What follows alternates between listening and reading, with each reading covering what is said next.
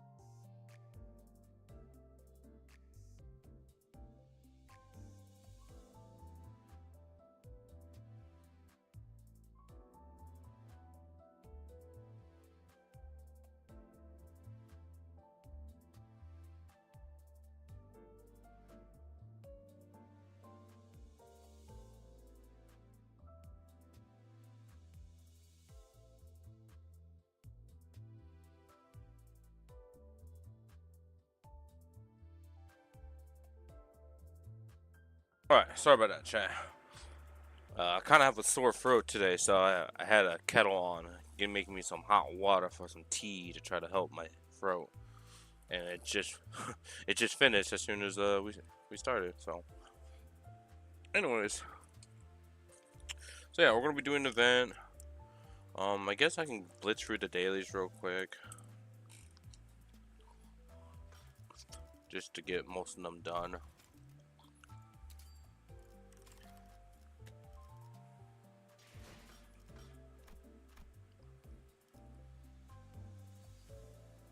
Yeah, I haven't done the event yet. I'm looking forward to it. 이런 임무는 뱀 중에서도 내가 제일이지. So, question for the chat: which of the Eagles will be is your favorite? Like, it doesn't necessarily have to be based off the kit design or like kit itself. It could be just how the animation looks and all of that. So, what's your favorite, chat? Which one's been your favorite? I'm not gonna lie, I really like the Gregor. The Gregor looks so dope. You know what? Fuck it. 목을 콱 물어버리자고. He looks really clean, bro. They really made him look good. 틈을 끊어.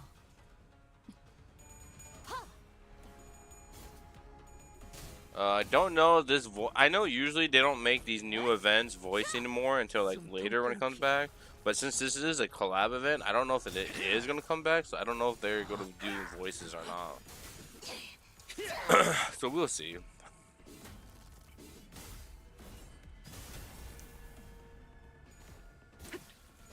If not, then you're gonna have to pardon my voice acting. Just like it's gonna be on the down low because yeah. Sore throat. You gotta love it. Ooh. You know what? Yeah, we're bringing a rooster. Fighting rooster.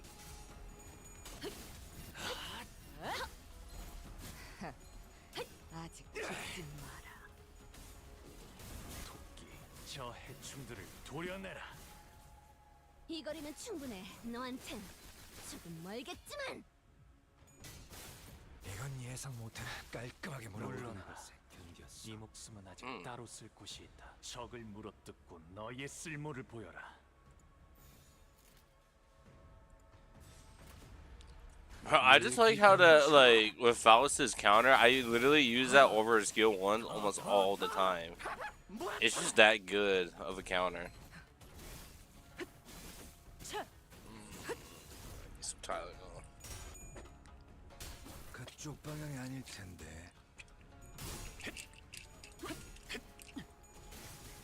불쌍하게 울고주는. 혈염도 바로. 바로.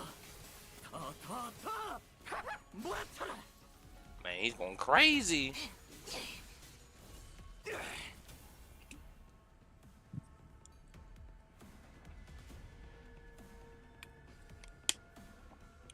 Can I like retreat another one? Like, will it just retreat again? I wonder.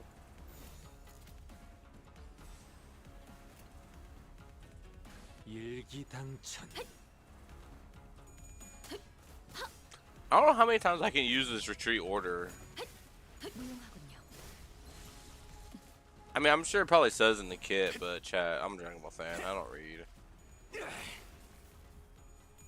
And I didn't even see if it said retreat order too. I'm not even. Fuck. Chat, I'm cooked. Sorry. I'm not gonna lie. I almost thought about canceling the stream today, but I was like, nah. I said I would do the event story. I'm gonna do the event story. 물러나라.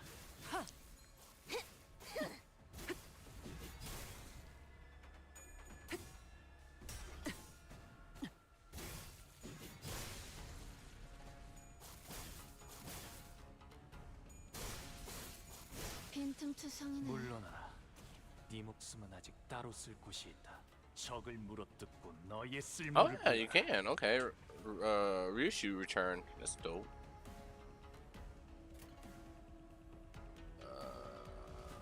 No, yo. Actually, no.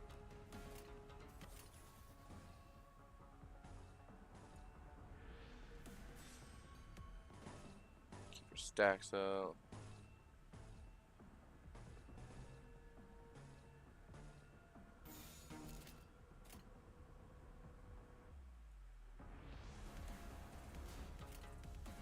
일기당천.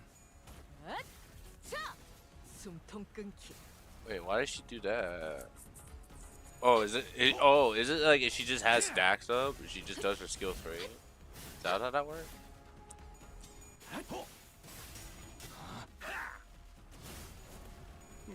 I'm not too sure.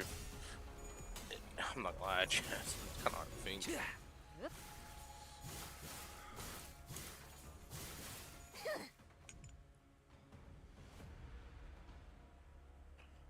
hopefully some good hot tea will help with the throat.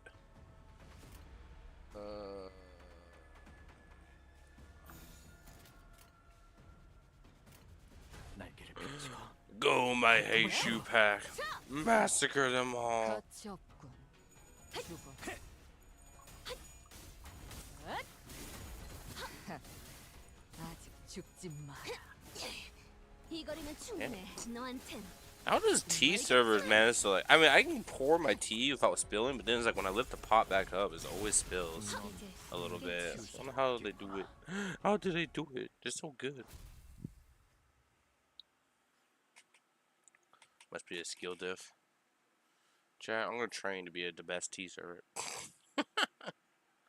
오늘 부끄럽지 않았습니다.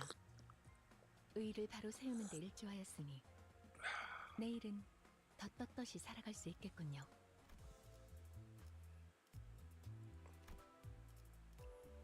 And then, how much is it for this? -2. Ah, screw it. We'll just skip battle. It's just faster. 어줍잖은 결과에 들뜨지 말도록. I stalled long enough. Alright, let's go ahead and let's get into the event.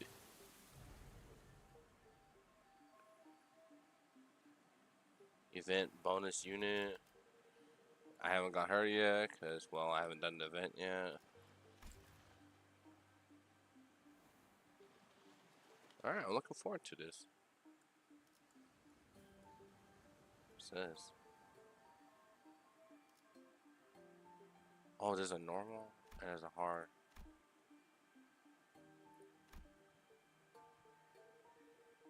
Oh, okay. Clearing hard will automatically clear normal. Alright, yeah, fuck it. Let's just do hard then. Clear within 10 turns. Sure. What do you know?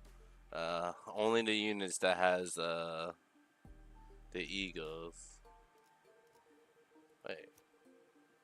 흑수, 오필두, 이상이요. But he don't have one.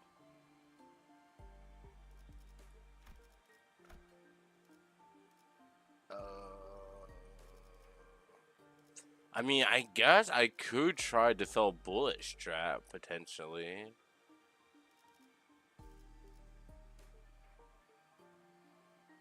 If I go and equip the little IDs, maybe. 고래를 향해.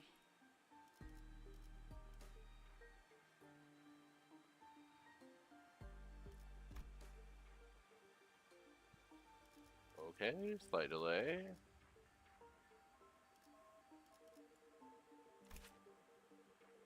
Rav, I don't think we have Rav on this team. One person does. Oh, if I use her, she will.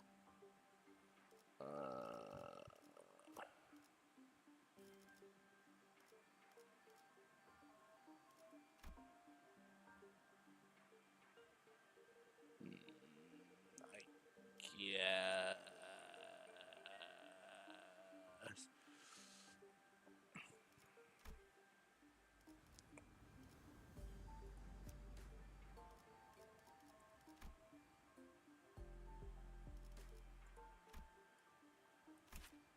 Right.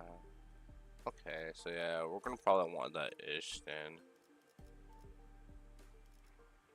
Cause it's Faust, Hong Lu, and Krager. Oh, and then ish. Damn. Damn, Daniel. Why I did. Okay, and this will definitely work still. Okay. Yeah, I guess we'll just stick with this team setup. I mean, I guess I could level up,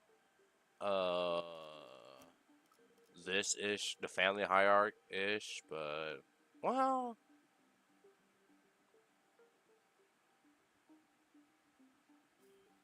Hold on, chat. I'm gonna call. I'm gonna do a Pawn Star chain. Now, this is a really interesting character. I heard some interesting things about her. She could have some high value, but unfortunately, this is not my area of expertise. So I'm gonna call in an expert real quick.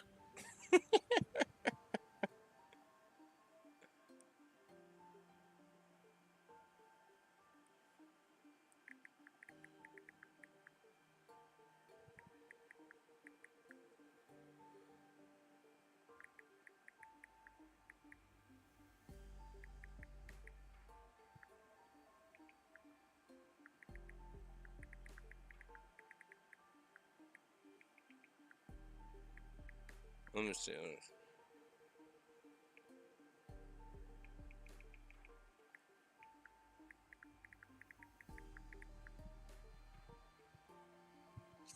All right. So I just contacted my expert. Hopefully we get a reply back real here soon. So in the meantime, I'm gonna take a sip of tea. All right, we got an immediate answer. All right. So I'm back with talking to expert, and he said that yeah, we should. So well, let's go ahead and do that then.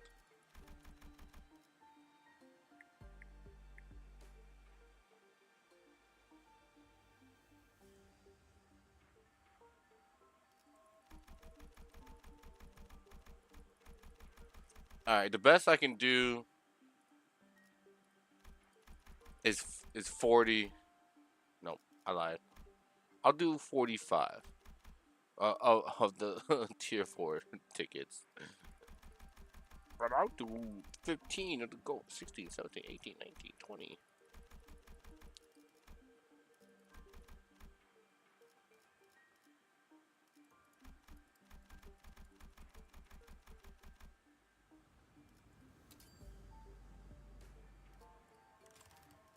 Alright.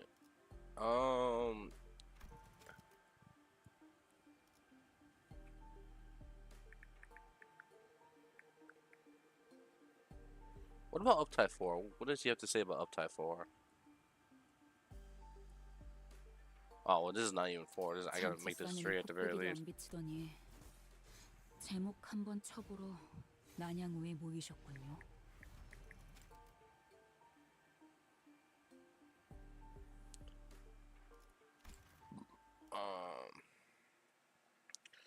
We are gonna skip the story for now. We can always come back later for the story.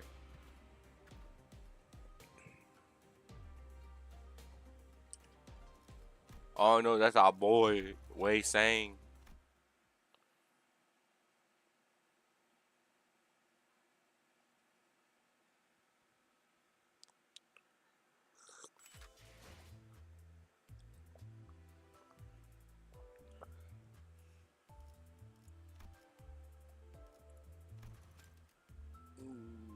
I don't have thread or shards.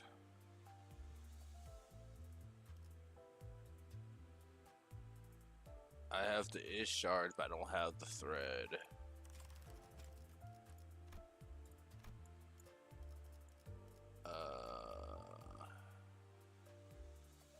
Okay, I don't think we're gonna need any more Hong Lu stuff because I already did Hong Lu's ego.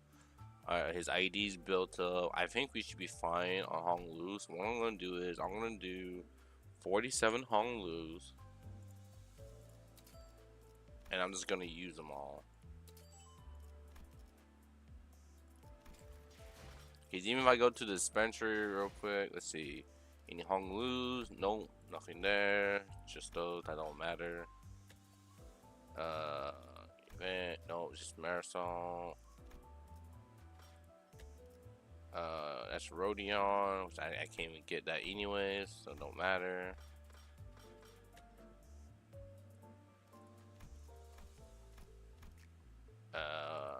Multi-crag.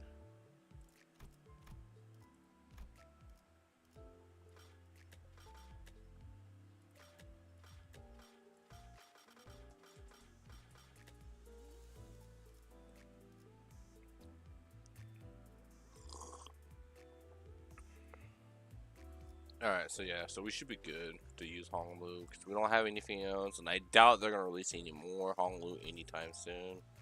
Hopefully, I say hopefully.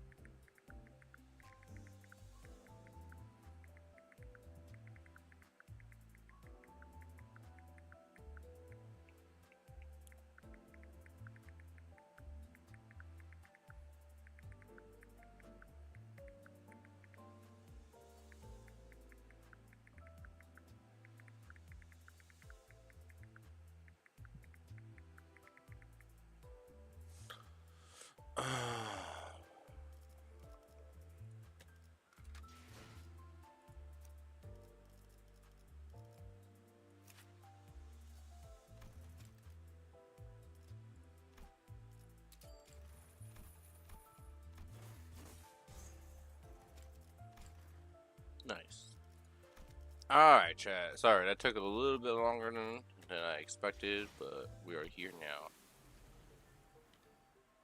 We're ready. Are we on hard mode? We are on hard mode.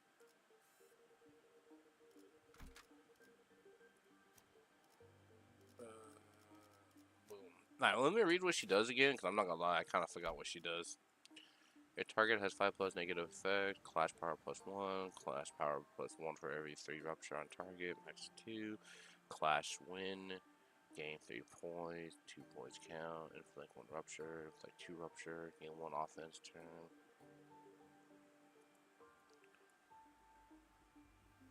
And then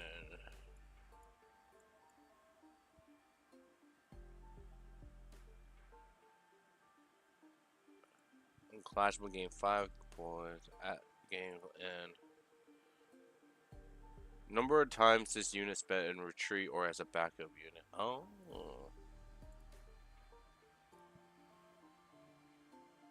Oh, that's cool. Okay. If target has 5 plus types of negative effects, coin power plus 1. If target has. Okay, 4 rupture. Okay. On crit kill against enemy game. Oh, that's nice. And then if main target has 5 plus negative effects, attack weight plus 1 at launcher. Spent active in the encounter, expires upon retreat, gain 1 stack of that. Oh, okay, so you want to build this up while active, use this to and then you use this and then you retreat.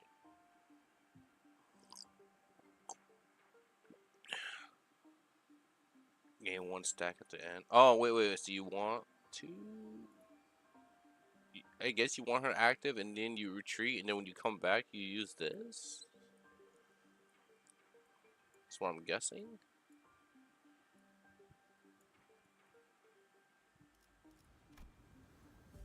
Oh, she's a dodger too. Cover from stagger and retreat from the counter unless it's a 4 stagger. Does not count as dev. In chain battles, give this unit slot to a substitute unit and move to the rearmost place in the backup unit deployment order. Escape from the encounter entirely if there are no other backup units remaining to swap place with next turn. When returning to battle, return in the order they were retreated in. When returning to battle, return the same amount of HP and SP this unit had when it retreated. Eliminate all effects on self-save for a selected few. Reset S. Oh, because she had less than 0 SP, it'd be back to 0. Alright, I mean, at least she's not coming back with negative, so that's fine.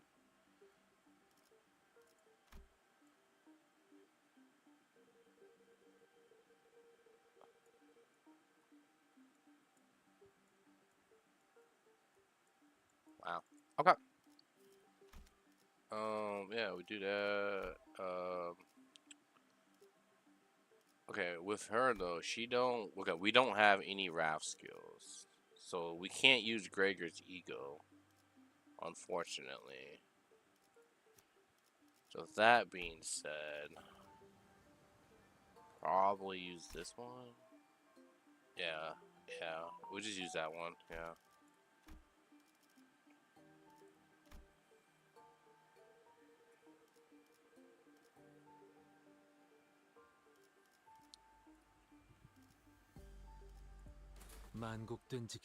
So unfortunate, we don't have a Wrath. We don't have any sources for Wrath, but you know, it is what it is.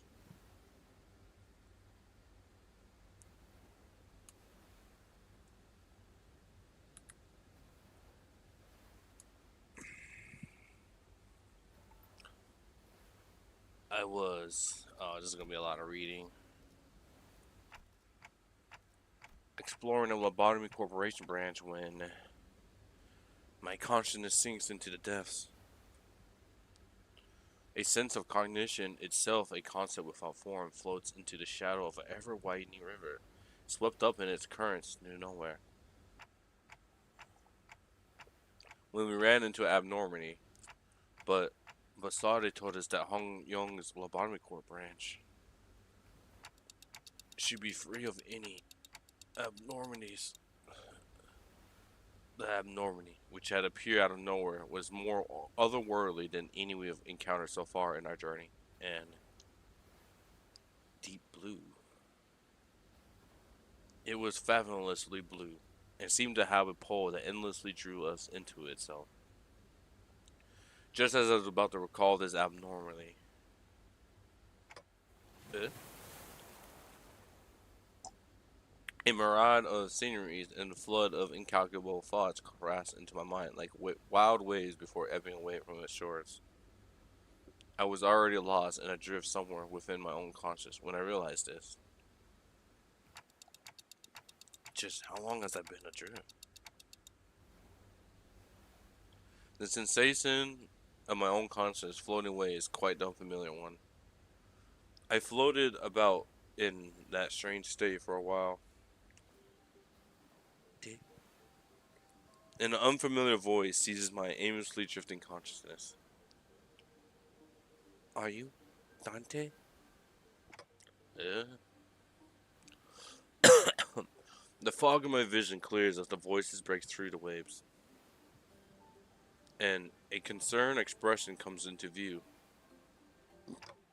Yes, I am. Ah, what a relief. Gregor, I think Dante has come too. So, who are... I was about to ask further questions to this stranger with particularly long animal-like ears, but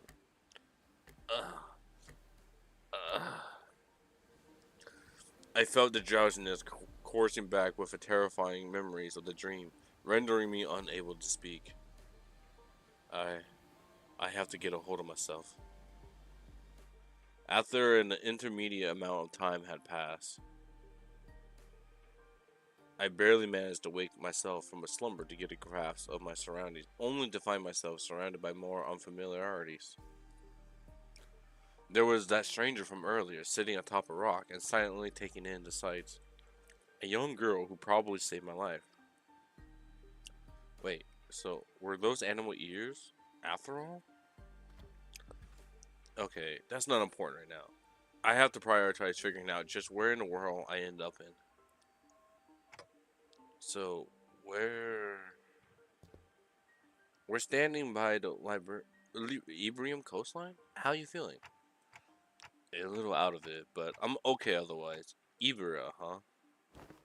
Yes, we're in Ibera. Dude, she looks good. They made it look good. Well, given that we're next to the ocean, maybe I drifted all the way to U-Corp's Great Lake. Ibera was an unfamiliar name, but that was all I had to go on, given that the city was still full of more unknowns than knowns to me. I radioed your colleagues when you briefly woke up earlier. They'll be here any minute. I see. Wait, my colleagues? You must have run into the sinners, then. The fog of my mind immediately cleared as soon as I realized that the sinners were all nowhere to be seen. Sinners? I think so. I ran into them earlier. They were looking all over the place for someone with a clock for the head. Sorry, chat, pouring me some tea.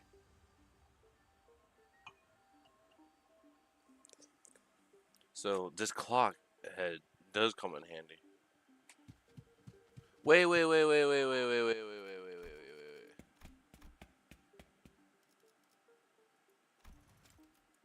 I just realized. Wait, he has a voice on? Oh. I just realized something, chat. We're having a conversation with Amelia or Amia. I think that's how you say her name. Chat. I don't play blue. Blue. I almost said Blue Archive. Damn, I would have been killed on the streets for that. I don't play Arknights, so I'm not too familiar with names of characters. But I believe her name is Amia. Wait, I just realized we've been having a conversation with Amia, so I'm assuming that means she can understand what we're saying. Huh. It just took me to this moment to realize that we're having a conversation with her. Huh, Interesting. Dante. I woke up in an unfamiliar place to an unfamiliar face, and in the midst of all of this all-around sense of displacement, the faces that appeared before me were certainly a sight for sore eyes. Gregor, Hong Lu.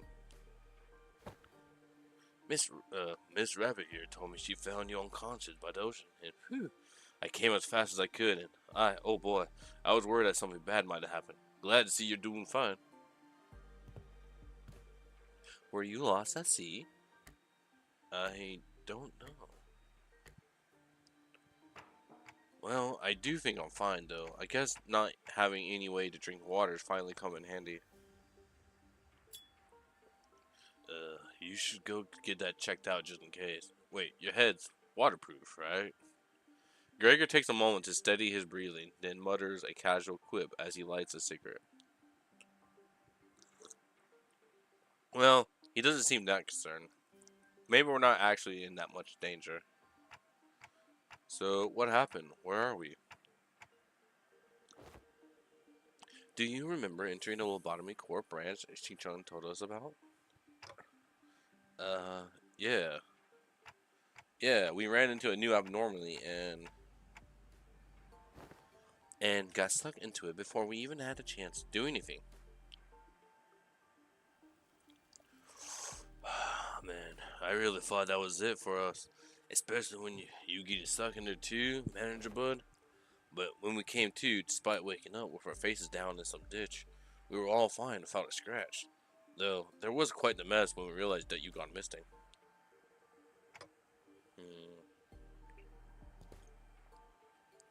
We want to search for you immediately, but it took a while before we got a better bearing of where we were.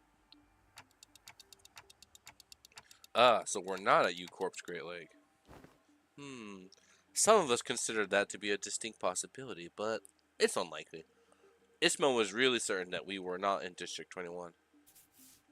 She did concede that we might be in the unknown area with the Great Lake of the outskirts, but that doesn't seem likely either, given what the rabbit ear lady there said.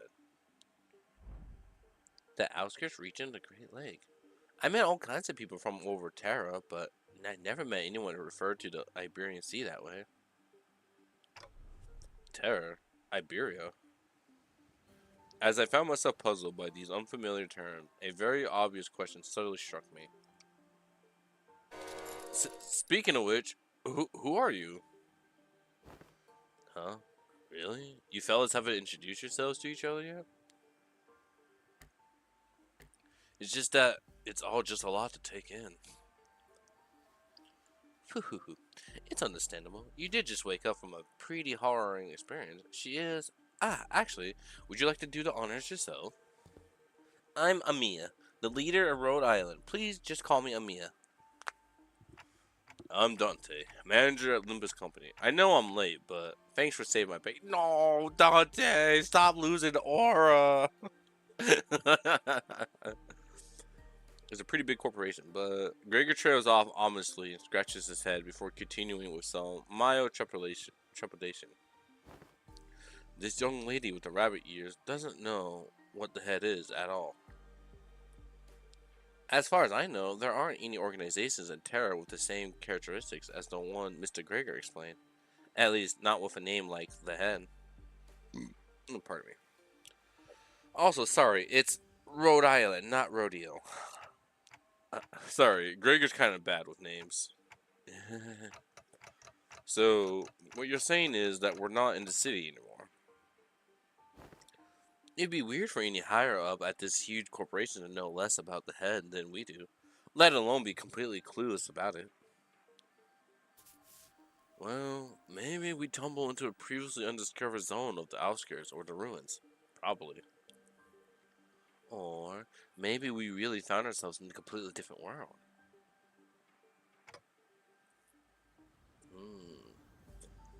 If the conjecture is correct, we're in a way bigger trouble than I thought. This wasn't like the time we accidentally stranded ourselves in the outskirts via a door in the corridor. Amelia stared at me with some concern as though she felt my distress. I think I can draw a connection to something else that's happening here. Really? Yes, recently, ominous signs and events that have been occurring in Ibria ever since a mysterious dimensional door appeared at sea.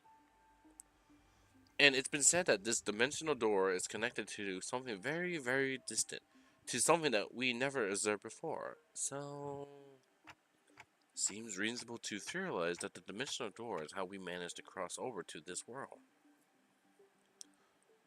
I really would have appreciated Faust's input. Where all his sinners go, anyway. I bet it lay on the uptake to be walking around for the other sinners now, don't you think? They're at the settlement near here, where they're all helping out with various odds and ends of the village, while taking turns searching for Dante, of course. I never thought about how difficult it would be to search for someone when we're like fish out of water, too. Man, I barely even got a wink of sleep since yesterday. Everyone's got to be really tired then. So, it's just you two out here for now? No, Ishmael and Yusang are on the other half of the search party. We just happen to be the last group in rotation. They must be searching elsewhere to find you, Manager Bud. Whew. We got the news early thanks to Amir's comms gear, but the other team didn't. Yeah, we got lucky. The other team, well, we don't have any way to get in touch with them, so they'll probably continue their search until their shift is done. Oh, are we talking about that village you mentioned earlier? Uh-huh. Right. You've not been there yet, huh? I guess it's a bit of a beaten path. Well, we're going to have to I can't speak. With others said anyway, so let's head to the village for now.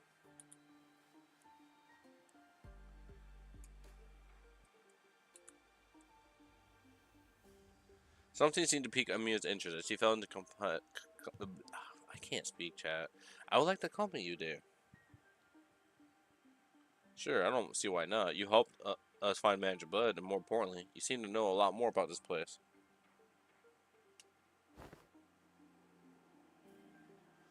Huh, I don't actually know Ibra that well either, but I should be able to help some. They closed the borders and have practically locked out any foreign influence from affecting them, but I did get a briefing before the mission. Closed borders, huh? Then how did you get in, Miss Amelia? Amia? We followed Dr. Cowsett's direction and illegally crossed the country border. Illegally? Oh, does that mean you crossed the border without obtaining any permission, Amia? We had to cross the border somehow in order to investigate how and why the dimensional door came to be. Huh, is it normal for pharmaceutical companies to be doing that? Large pharmaceutical companies often dispatch their agents for missions. Yes, Rhode Island is, in its essence, a pharmaceutical company researching treatments for people infected with orifaphy, but we also work to prevent and assist in management of various situations that can occur in high-risk areas. That's a mouthful. High-risk areas, huh? Wait, what about your companions? I doubt you came all the way here on your own. That's, we were forced to split up due to certain forces that weren't in pursuit. Wait, stop! Amelia's ears twitched as she came to stop and began scanning the surrounding area. Then, there! As we stood about confused, Amelia, noticing something, pointed towards the seashore hidden behind a large and craggy rock formation. What are we supposed to... Huh? There, we saw someone wielding a lengthy great sword, bickering with two familiar faces. Again, move. You're in the way. You needn't worry as you do. We have ample experience battling monsters who are much like them. Listen, I'm not worried. It's... Come on. Better to have 3 fighters than 1, right? Besides, you're the first person we ran into out here, so we got a lot of questions to ask. Yisang, Ishmael, Dante, you are unharmed. And here I was, getting ready for a 3 days long research. Yo, what up, Grim? Were you playing Genshin Squadra last night? Yeah, I was playing last night. I haven't played today yet. But yo, what up, Grim? How's it going? How's it going? How you be? Chat, I gotta blow my nose real quick. Hold on.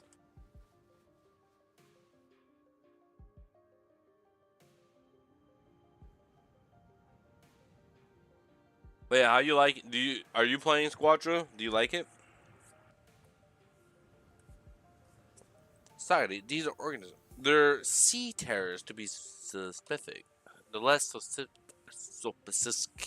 Chat, I can't speak. My IQ went down like half. Sea terrors. Cool, LO. What's your favorite class? Originally I was playing damage type, and I was playing as Kale, but lately I've been picking up the tech role quite a bit. So my highest class right now is tech. I'm stuck in B4 right now because I keep running into A ranks, so it's pretty sweaty. But yeah, I played both betas as well. And I do like some of I did like the changes they made since the first beta. I do feel like having the Gexen burst for the Gods of Destruction Towers is a lot better than just being able to raw damage destroy the towers. Because let's be honest, Super Saiyan Goku with the Spirit Bomb is still broken as fuck. Like, you get that Spirit Bomb maxed out, and it don't fucking matter what's there. Gods, players, mobs, like everything is just dead still. But yeah, so I've been playing a lot of tech lately. I do like tank as well a little bit. I haven't played as much tank, but I've been mainly tech. What about you? What's your favorite class? Huh. More enemies on the horizon. We should prepare for battle. I've been playing tank, and I love playing Cooler. Cooler is nutty, bro. He is, in all the terms, tanky. He is tanky as fuck. And he does so much fucking damage, bro. I'm like, holy shit. Coolers. Yeah, Coolest Nova is a lot of it's a lot of map coverage, and it sucks in enemies. So like, it actually vacuum sucks them towards the center. It's so nutty. Although I only just recently got Cooler, I haven't played as him yet. I've been playing as Baby, and I got him pretty decent with Baby. I wouldn't say I'm super good with him, but I got him pretty decent with Baby. Baby's kind of cool. I like the body possession. That's pretty fun, especially if I KO the enemy and possess the body. That's always really fun to do.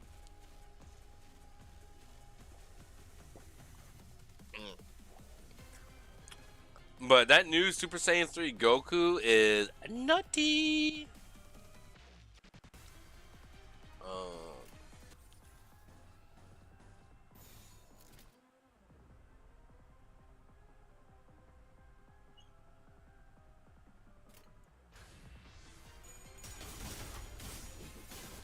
But yeah, I like the game a lot.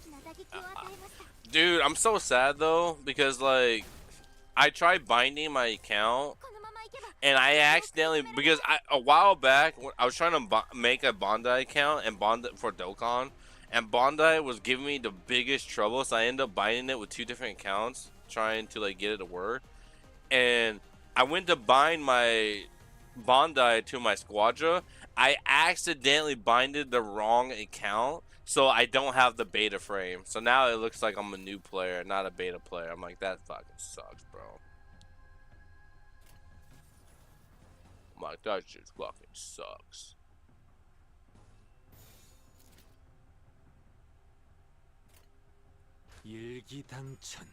The Divine cards help a lot with his tank. I can't play tech to save my life. Some of the tech characters, they are pretty difficult because they're really squishy. So you gotta just know when to hit and run. Like for example, one of the tech characters I play is Frieza. Frieza's decent, but like, he's really squishy. You gotta really know when to back off and when not to. But he's great though to like put sentries on towers, and then I could try to go sneak other things.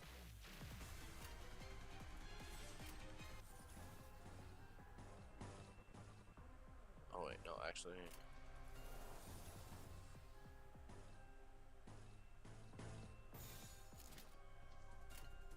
자, 어느 쪽일지 잘 생각해보라고.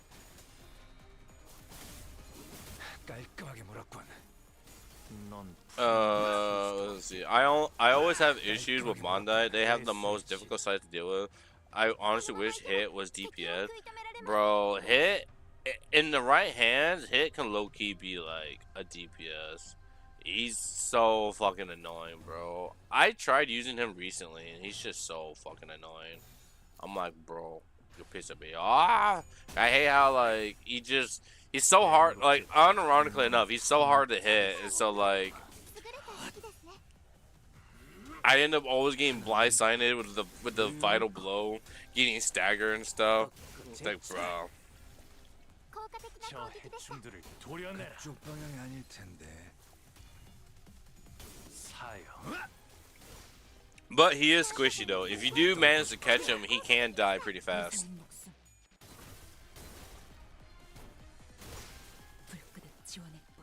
넌 푸름을 틔울 수도 없고. Hit is literally my second favorite Dragon Ball character. Vegito is the first. Bro, I'm excited since I play mainly tech roles. I'm excited to see Gotenks because he's gonna be the first transformation character in the tech role. Oh, I like that. Mission accomplished. I'm guessing that's a blue. I almost said it again. Oh my god. Arknight community is gonna murder me. I almost said blue archive again, bro. I'm not gonna live. I'm not gonna live past tonight. I swear. I'm gonna like see the Arknight fans outside my house. I'm going, get him, kill him, in the game. But yeah, and the Goten's Galactic Donut, bro, it's gonna be so nutty because he's gonna be able to trap people and stuff, and that's a good setup for like ults and stuff. So I can't wait to try him out. All remaining enemies have retreated to sea. Good work, everyone. Imagine being able to fuse during the match. Like, because so the only true way I can see fusing during matches is like if you let's take Gotenks for example, right? If we use Gotenks for example, the only true way I can see fusing being a thing is if like say you had the two characters kind of like Gamma's 1 and 2 that you can like swap between, but then like but then you get the level thing up to where then they can just do the fusion and then they become Gotenks. But that would be some pretty sick animations.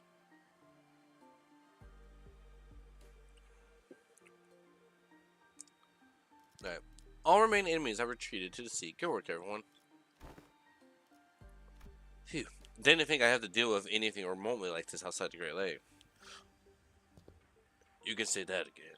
It would have taken us a whole day if that Scotty character didn't occupy the other half while Miss Rabbit helped us with this. Isn't Amiya a donkey, technically? As we were catching our breaths after the battle. Bro, I need Kale outfits. I only have 2 Kale outfits. I have damn near every other character's outfits except for fucking Kale. The game won't give me Kale. Anything Kale related, it pisses me off. I guess the both technically true. While it's nothing more than a Fury at this point, I think they have a lot to do with the dimensional door we're supposed to be investigating. Yeah, that sounds very viable too. Yeah. See, if they do like a Gamma 1 and 2 kind of thing, and then like as when they get enough levels, like enough like level 7, 8, like usual, then they can just fuse into Gotenks. But if they do that though, that would be pretty cool because, like I said, the animations would be sick. And then imagine later on we can get like Super Vegito, Super Gogeta, Blue Vegito, Super Saiyan 4s. Like, there's a lot of potential they can do. By the way, speaking of 4s, fucking Daima Goku and that Wasabi Bomb is so fucking annoying. And I can't believe they're going to be buffing his rush attack, too. That's actually insane.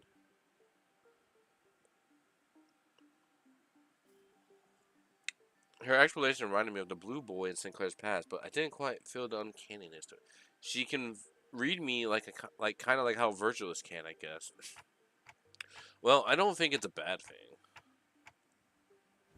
That's true. It's been a bit of a hassle to always need Faust or Hong Lu to translate for you, Dante. I like to know exactly how she can understand Dante, but I don't think we got the luxury of time to sit down and figure this out. So, are we heading back?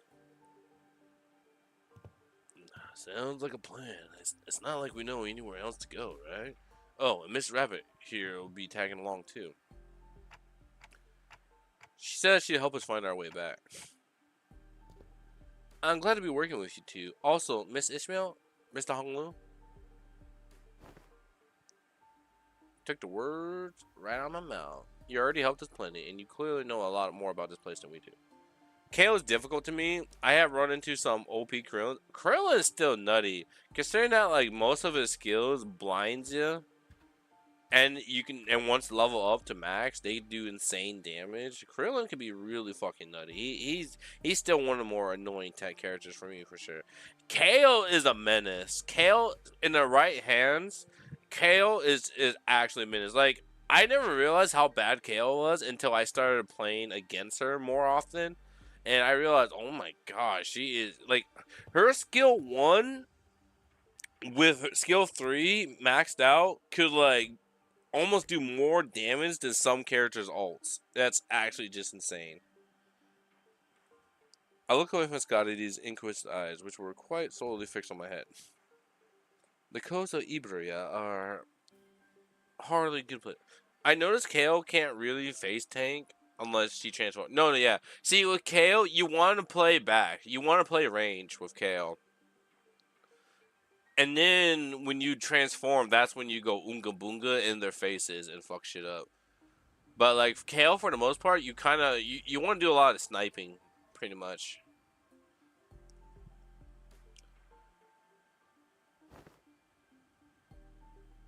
And you know what's a crazy combo? You get body possessed into Berserk Kale with Baby. It's crazy because then when she's chasing someone down and they're starting to try to get away, as Baby, you can just snipe them from inside Kale. And like, bro, that's actually insane. I don't think she said it wrong. Nothing rules out the existence of stronger variants of these creatures being out there.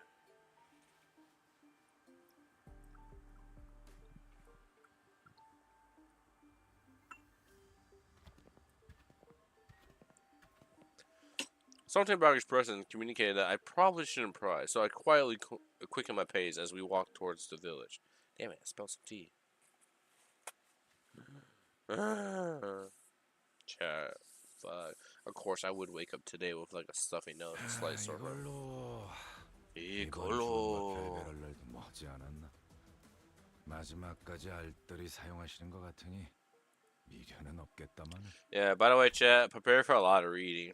Some of these Intervalio events has a lot of reading. Play her like a tank, then go up like a tank when she transforms. Baby's the hardest character for me to tank as cooler. Yeah, Baby's annoying. Especially like with his maxed out skill 1, it's really good for pushing enemies away from areas, and it does decent damage. And the body possession is pretty good too. And also, skill 2, while it may not necessarily be doing the most damage at times, don't sleep on that skill, because that skill helps reduce body possession cooldown, so that's really nice.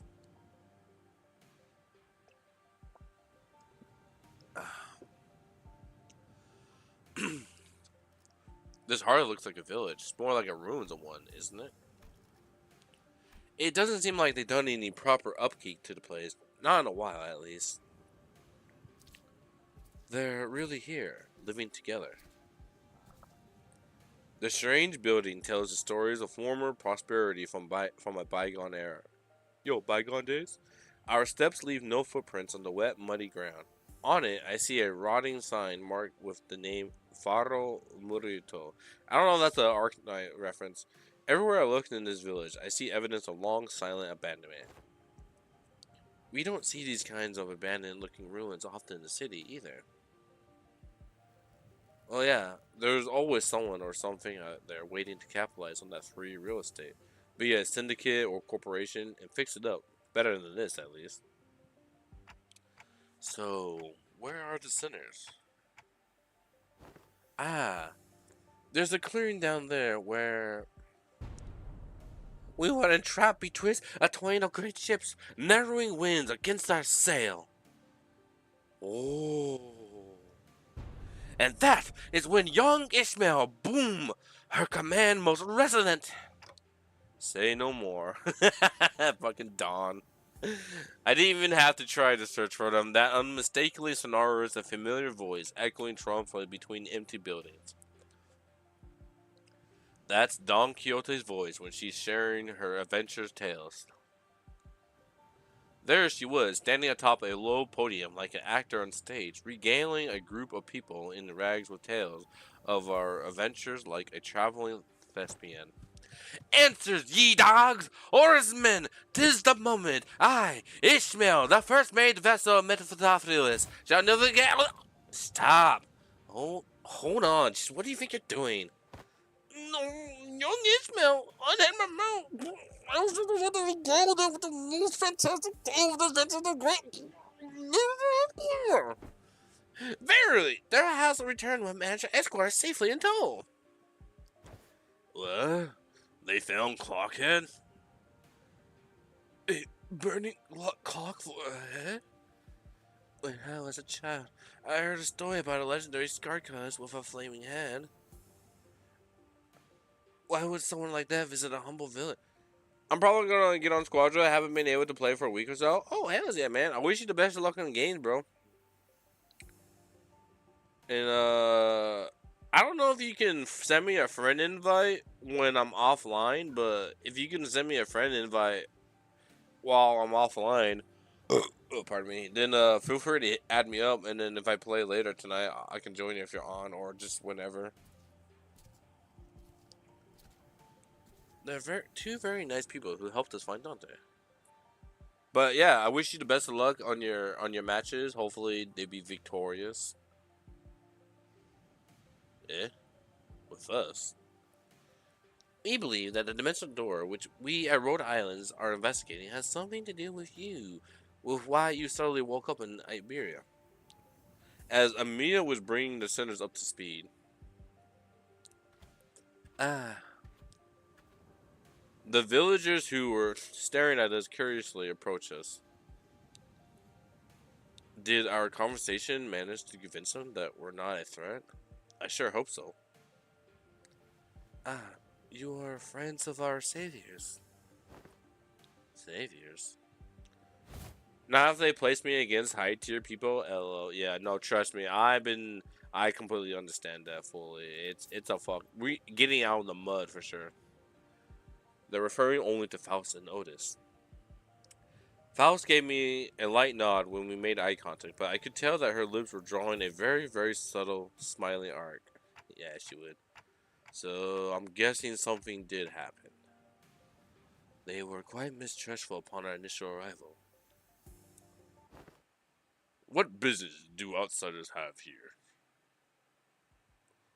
Well, if they're from the Exclusion.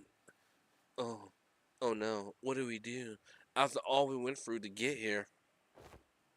Calm yourselves, everyone. None of them are carrying what appears to be their scriptures or lamps. Let's first try to see who they are. Man, I don't think they're gonna trust us anytime soon. They're all old criminals. Let's STNC, then PTSD. You can't do that, Ryoshu. We can't pillage the storage depots. It looks like they already have it hard enough as is. I don't think STNC is a good way to get started either. Should we just find help elsewhere? Just look at how thin their arms are. I don't think they're in any shape to help us out. Perhaps we could inquire as to our whereabouts ere we are to decide our lodging. While the landscape is certainly reminiscent of U-Corps, but I don't recall seeing or learning about any place that looks like this, though I can't say I've been to every corner of U-Corp. I ask again, what business do outsiders have here? Their fingers are tightening around the grips of their weapons. Prolonged silence will most likely turn this into a hostile encounter. We can't have that. Hi, we're from Limbus Company. We're fixers of justice. Yeah, that fixers of justice. Oi, don't you know when to keep it down? The transformation for Super Saiyan Goku is so smooth. Dude, he's so clean and he's so nutty, bro. He's so good. He is actually a menace right now. I'm glad his health is not as high as some other people. This does not concern you. It is not something a mere outsider can understand. Curious. I've never seen an energy source like this before. Have you run the test to rule out any stability issues? It seems to power the heat exchanger via some method comparable to the utilization of fusion energy. Have you any thoughts on this, Miss Faust? The general design structure is somewhat old-fashioned, but there certainly are inspired parts to this design, particularly with the uses of the core energy sword. While its stability would need to be further studied, this technology seems to be incredibly energy efficient. You you identify all that merely by glancing at this blueprint? You must be the village chief then. If so, I have a proposition for you. In return for assisting in their ship repair, we were promised a ride on the vessel. While Faust has theorized that perhaps by going out to sea, we may be able to find a way to return to whence we came. Does that mean we can find a way back somewhere out there in the sea? Nothing is certain yet, Dante. At this moment, we are working based on a hunch. A hunch? Sensing the implicit omen in her choice of words, I slowly turn around to look at Faust, who nodded solemnly in response. If we're really in a different world, even her gaseous crab has to be. No issues were encountered in the repair process. Faust smiles faintly as she looks around, then she pulls me in by the hems. She whispers in a low voice. My connection to gaseous crab is currently operating at suboptimal level, Dante. So it's still connected at least. Indeed, it is. However, even exchanges of simple information are taken up to dozens of hours by current calculation. Is this a warp train situation because we're in a different dimension? The cause should be identical. We have been connected to an unidentified, unpredictable dimension. I said all my stuff to manual. Yeah, I think once you get used to the game, manual is your best way to go about it. So you can like manually pick what you want to use, because some characters kind of want certain combo setups, or it's just interesting trying to mix and match or try to. Well, I mean, I wouldn't really mix and match. I mean, I've seen people mix and match cards, so I mean, hey, I guess maybe certain setups are good for certain characters, but yeah, once you get used to it, it's probably better than manual. Yes, well, I'm also a genius after all. A mere conjecture that we probably came through a dimensional door of sorts. Looks like that dimensional door might be what Faust is looking for. With high likelihood, yes. What I need to remember to do more is I need to remember to place my assist down more. I'm not gonna lie, sometimes I forget to drop my assist down. Oh, speaking of which, when do you think you can wrap up the repair job? As fortune should have it, a majority of the most time-consuming parts of the repairs have already been completed by the locals. It shouldn't take us more than a day or two to get its core parts ship shape again, Executive Manager. We'll be staying here for a few more days then. How did you manage last night? Well, like I said earlier, we've been keeping ourselves busy looking for you this whole time. We took turns helping with repairs and resting, but I doubt any of us got a proper night's rest. Still, we weren't cold thanks to the villagers who kept the fire going for us all night. Not to mention how they helped us a ton with that local map they drew us. Oh, also, Chief handed us this earlier. What's it for? Ah, it looks like a sack to collect water. Give it here. I know how to get that installed. It must be to repay Miss Faust and Miss Oda's efforts at repairing the ship. Yet, the service they provide us is certainly quite generous, even when taking the transactional nature into account. They're really giving us the best treatment they can, huh? As for food, we managed to fill ourselves with some cookies and bread Rhodia keeps in her pockets. They don't want to eat into their food supply when they're already pretty tight, you know? She carries enough cookies and bread for 12 people? She's a foodie. They did offer us some nosh, those dried fish things, but we refused. I ain't about taking food from the needy. No need to concern yourselves so much with our hospitality. You have done more than enough to earn your keep. I turned around to look at the source of that low, rumbling voice, and saw an old man in an outfit that seemed to distinguish itself amongst the other villagers. There you are, Chief. Is there a place for us to stay tonight? We do have places to shelter from the misty humidity at the very least. There is an empty building there, so feel free to occupy it for the night. Oh, are you sure? I mean, I don't mind sleeping in the streets myself. Hey, speak for yourself. I've been looking forward to sleeping with a roof over my head since, like, yesterday. You'll catch a cold sleeping in elements in this environment, which is fine by me for the rest of you, but we cannot afford to have executive manager or our honored guest suffer that fate. Honored guest? I heard what happened from the four who left in search of the executive manager.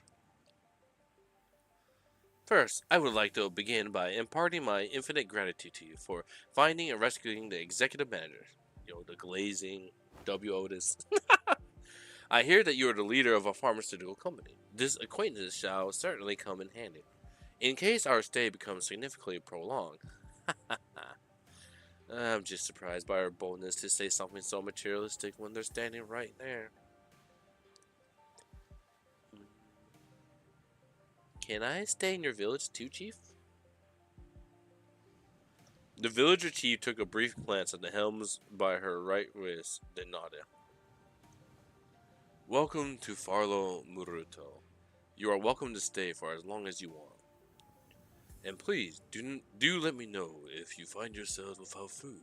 Our food supply may be tight indeed, but we have enough to share with those who help repair the vessel. Oh, you better not go back in your word later. I wonder what kind of local delicacies await. Dried fish like they were eating earlier, maybe? Hey, Chief. What is it? Just how are you surviving out here? By the sea? Perhaps the question of how we are surviving may be somewhat misdirected. For we are only pursuing every possible avenue because we must survive. The chief responded to Scotty's perceived hostility with a hearty smile. After leaving some firewood for the night, he left. I'm going. Can't learn much more from here. Huh? You're going somewhere at this hour? Scotty, does this have something to do with the coast? I remember what you said before we got to the village. Something about how coasts are hardly good places to live in? Dante wants to know if this has something to do with the coast. Do you understand the Aegir language? Aegir language? No? Dante, Scotty just spoke in Aegirian. I couldn't understand a word of Scotty in the chief's conversation because I don't speak Aegirian. I don't know how to say that. It may only be that there were enough lectional similarity between one of the city's languages and the language Cadiz spoke, and for them to comprehend the meaning. Weird coincidence. Anyway, I have something to look into. Something you're all too slow to see. You still have to tell us about it later. Please remember, you're not on a solo mission, Scuddy. This is a team effort from Rhode Island. Will do. Scuddy nodded lightly before leaping off into the night, out of our sights. I'm kind of worried. She's not the best with people, but she's also pretty thoughtful. She'll be okay. Ah, should we head inside? The sun's starting to set already. Oh, yeah. We can probably just pick an unlit building and stay the night there, right? Trying our best to ignore the mood that was starting to turn awkward, we made our way into a nearby unoccupied building.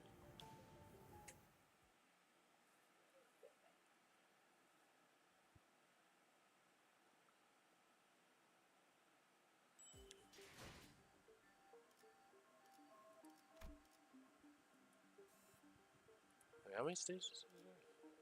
14? Oh, that's not too long.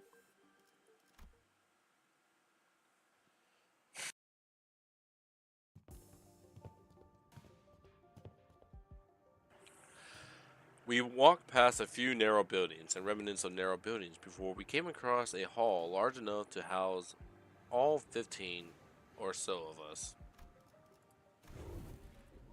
Okay, now we're ready. With the curtains on the windows removed, the smoke has an exit. Well, I thought we were doomed to shudder ourselves to sleep with the soaking wet firewood and all. I had no idea that worked. We just have to get a small fire going underneath it until the wood dries up and catches fire. The downside being all this smoke. It's clear that she has some field experience, unlike some fools I know. I shan't sit here and let her carry the burden of labor alone. Bequeath upon me thy ingredients, young Rodion, for I shall conjure thee a pot of special fixture soup. You're making soup with cookies and jelly? No, no, no, you are not getting anywhere near the kitchen again, not after what you cooked up last time. Wow, I must admit to a certain level of interest. As many of our fellow Viscaries are whacked with intense agony upon adjusting dishes if you're making, perhaps it would be wiser that we save the occasion for a safer bar. Yeah, you saying, I don't want to hear this from you. I don't want to hear that from you. Just so you know, this man you can give him spoiled milk and he'd be like, got milk? Like, no, brother, you and Dawn are not allowed in the kitchen. You're not allowed near the kitchen. You guys stay the fuck away. No, I agree with Sinclair. No.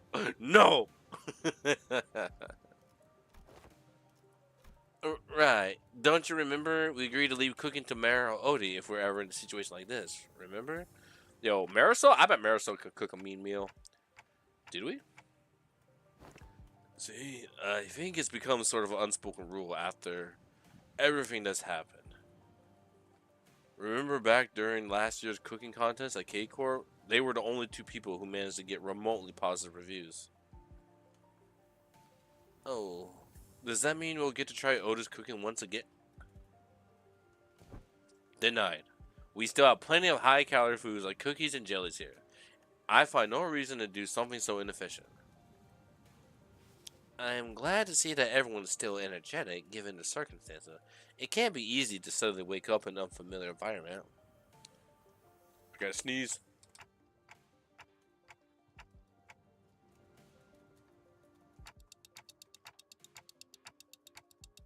Alright, I'm back. She shook her head, concerned. They might have lost their comm devices, or maybe they ran into some other trouble.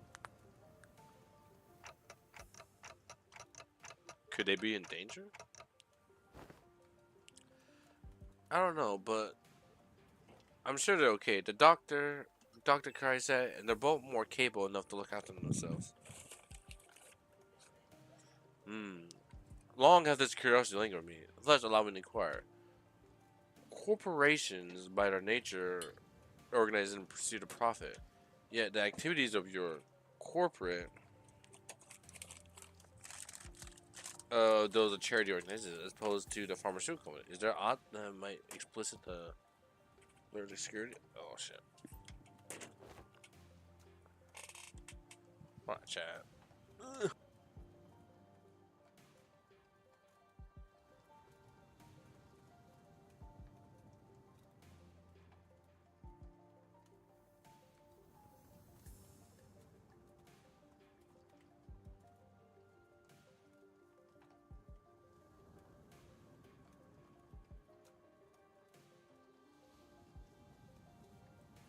Sorry, I just took some medicine real quick. There are many in Terra who are suffering from a disease. The disease crystallizes you. It spreads deeper and deeper into the infected internal organ, eventually accumulating into death. It's called oripathy.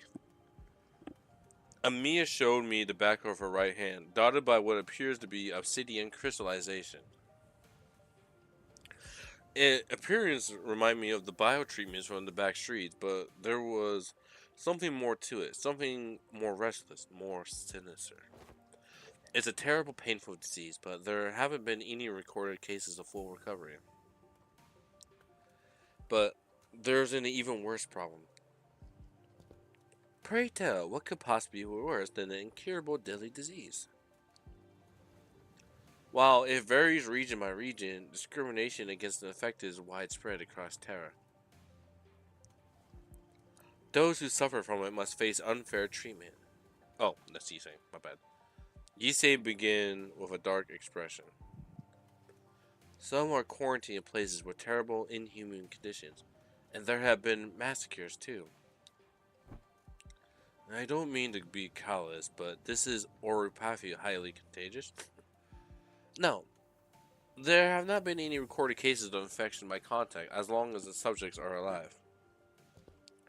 But when an infected dies, the crystallization grows on the body, decay and turn to dust, scattering, which is what spreads the plague.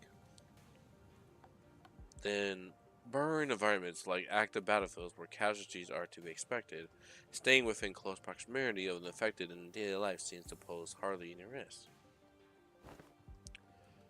So what's the problem then? They're already past the point of caring about what the problem is. Once people start feeling iffy, all logic goes out the window. Then Rhode Island's goal has to be... Yes, it is important to develop a cure for oripathy, but... I think what really matters is that we change the circumstances for the better for the infected. That's not going to be an easy endeavor, though that is what gives your effort more meaning. I hope you can achieve that goal, Amia. I really do. What truth? This city, this world, we both live in worlds full of surprises, don't we? What kind of world do you come from? This city. What kind of place is the city anyway? The kind of place where too many pointless rules. The kind of place where the moment you think, isn't this too much, you see something even worse. Try as I might, I couldn't think of a single positive thing about the city. The sinners seemed to be in agreement, as most of what came after was quite scathing. The kind of place where good deeds rarely ever go unpunished. Where sympathy is a good attitude to have if you're like getting stabbed in the back. Nothing good ever works out there. It's a shithole. It's an irrational place full of absurdities. Absurdity is the omnipresence. Therefore, it is not a subject by which one should be aggrieved. We can at least grouse about them, though. I mean, it's the only thing we can do. It would be more correct to experience more and alchemize oneself to it instead of complaining. You did say something like that last time. Just as the mood was starting to turn rather sour, Don Quixote's shout shattered through the awkwardness.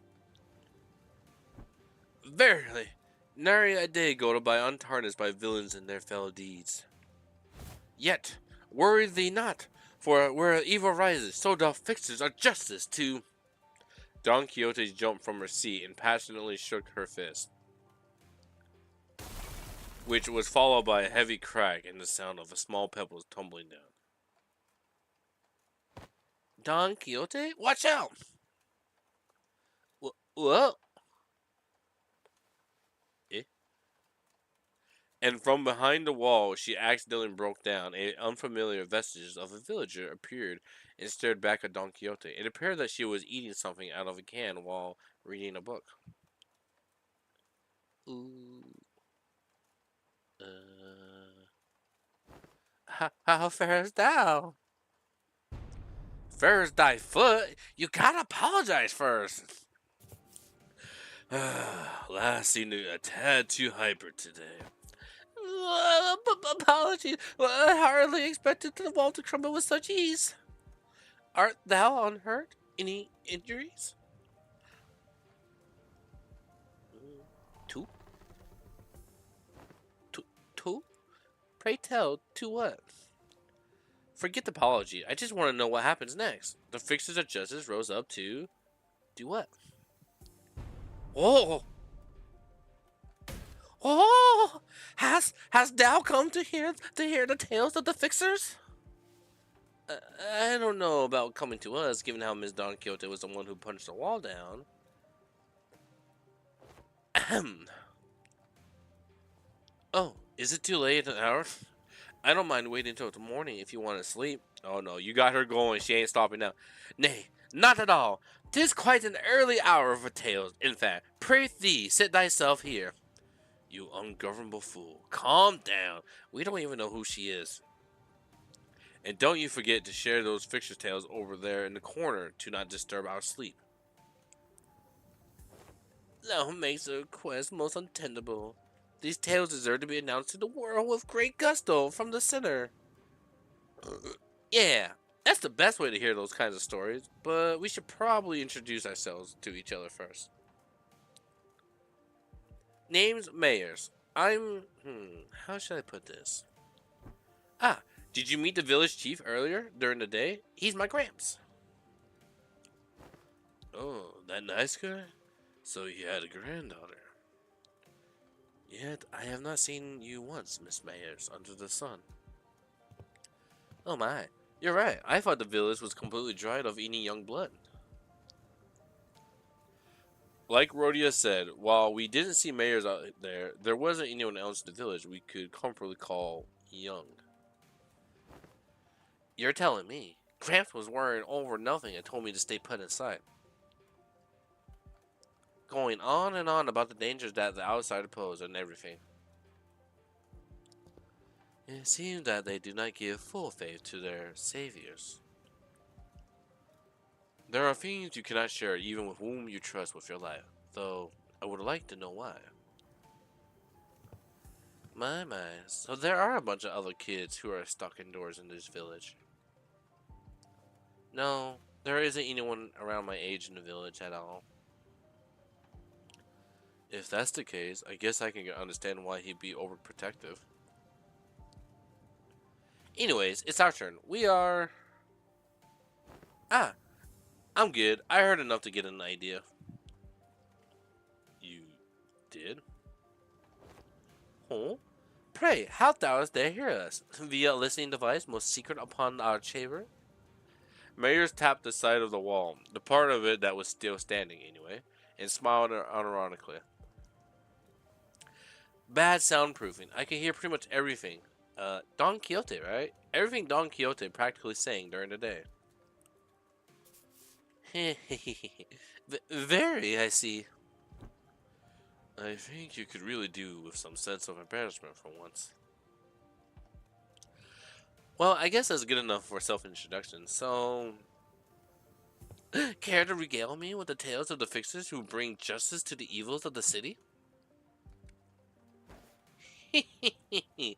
Indubitably. Then, Allah, This shall do. I shall regale thee with a tale in which the legendary fixture, the Arch-Magnificent herself, the Red Mist hath... I suppose that killed any hope for a good night's sleep. But, you don't usually patch out within a minute of your back hitting the hay, no matter how noisy things are. What? Oi, do you take me for some kind of Hibernarian bear or something? Look, even I have trouble sleeping when there's noise all over. I say bear hibernation is a pretty adept descriptor. For all that grumbling and moaning, he dozed off before any of us did. Aside from Heathcliff, who began snoring the moment his head touched the ground, some other sinners were fast asleep as well. Marisol had entered sleep in his usual steadfast adherence to the routine, while Faust laid claim to one of the few available cloth sheets as soon as the close of business for the day was confirmed. The sinners who had spent the entire last night searching for me in this unfamiliar land slowly began to fall asleep as well. Meanwhile, the fixer of the Y Association first section,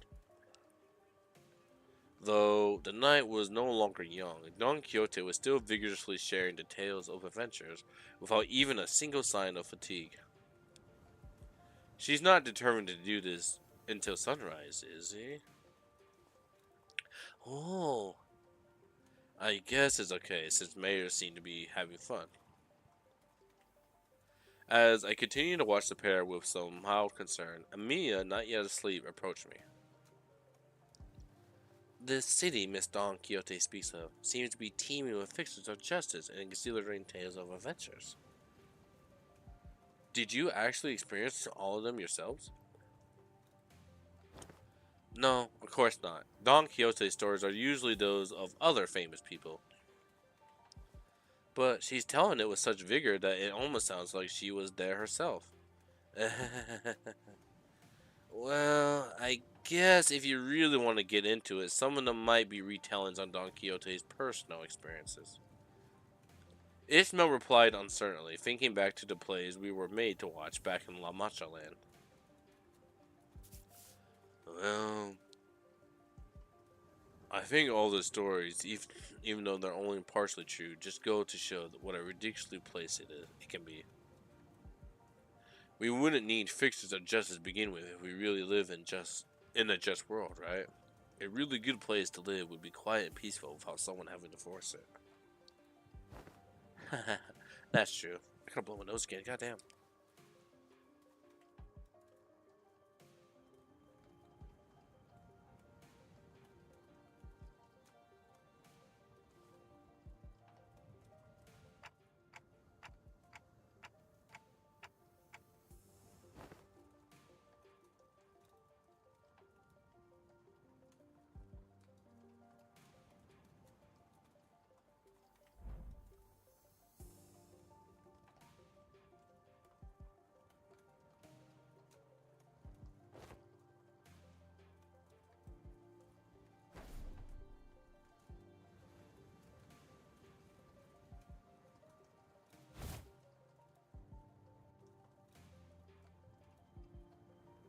Oh, I hate having stuffy nose. Sucks.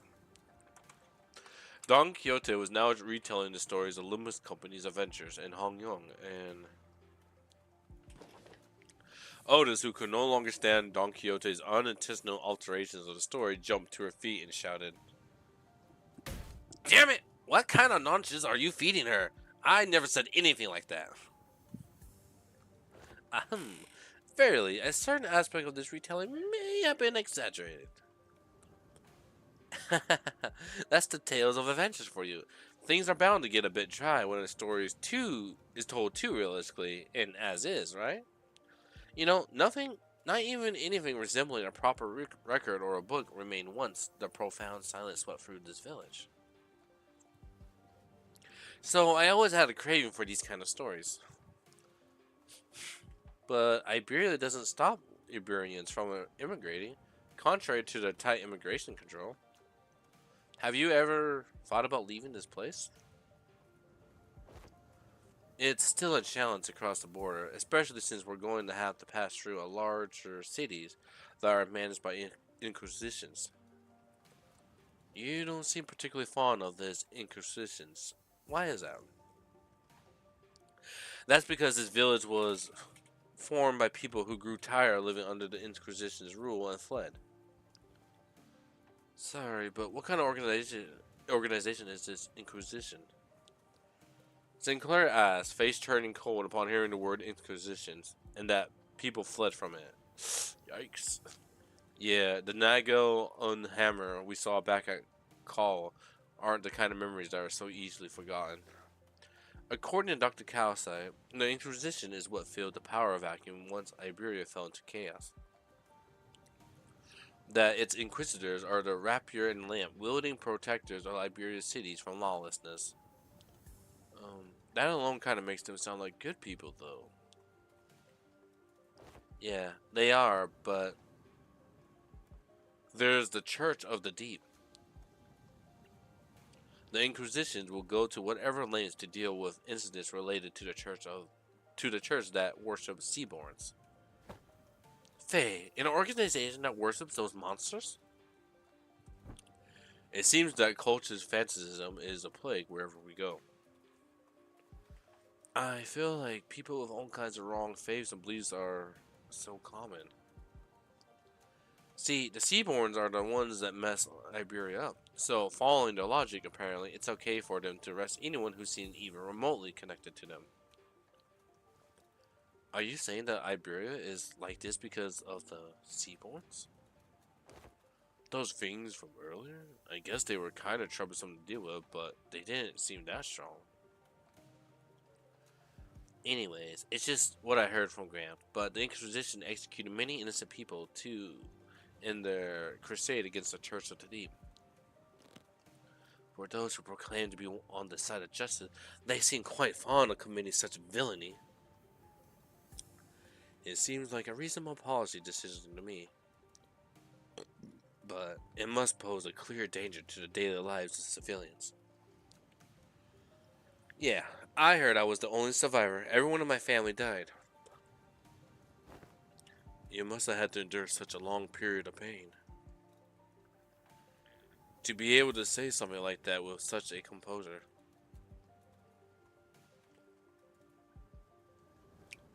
For Iberia, they are heroes who will bring the land back to its glory days, but to Gramps, they were just oppressors making his life difficult. That's why we all come here, fleeing from the Inquisition's gaze. Yeah, where thou hast they decided to settle at a place that is so run down? Indeed. Yeah, I know, but it's not so bad once you get used to it. Besides, we managed to find a new path thanks to you guys. A new path? Well, it's getting late. Will you be repairing the ship tomorrow, too? This place really has no soundproofing at all, huh? Good talk, everyone. I hope we'll get another chance to do this tomorrow, too. After seeing Mayor to her own room, the other sinners, those who were still up anyway, and I laid ourselves on the hard stone floor with only a thin layer of cloth between it and our backs. A mysterious world that is neither the city nor the outskirts. But it seemed that the lives its people led were just as difficult as they were anywhere else.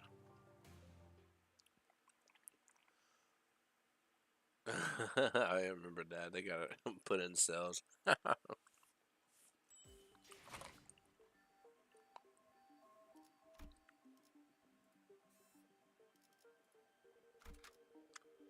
Oh, nice. We can bring in a full squad.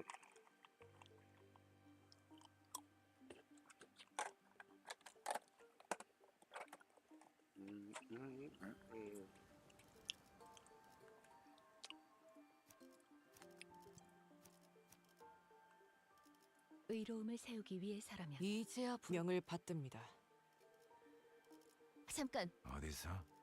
흑수, 군주가 나선다. 보는 눈은 있네요. 주군께서 보는 눈은 있네요. 여기서 저만큼 유능한 인재는 흔치 않죠. Oh yeah, I forgot I got the T-Corp. Oh.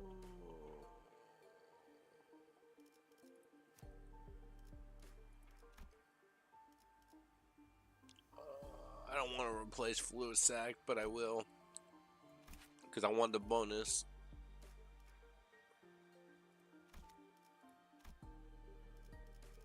Let's see, 1, 2, 3. Alright, perfect. I don't think we have enough points to get the Ish yet. I think we need to complete the story to get the Ish. Do we?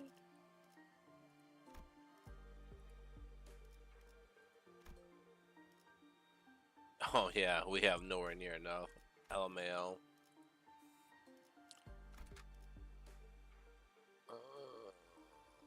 Yeah, that's good enough. We'll go with that. 필두, 출진.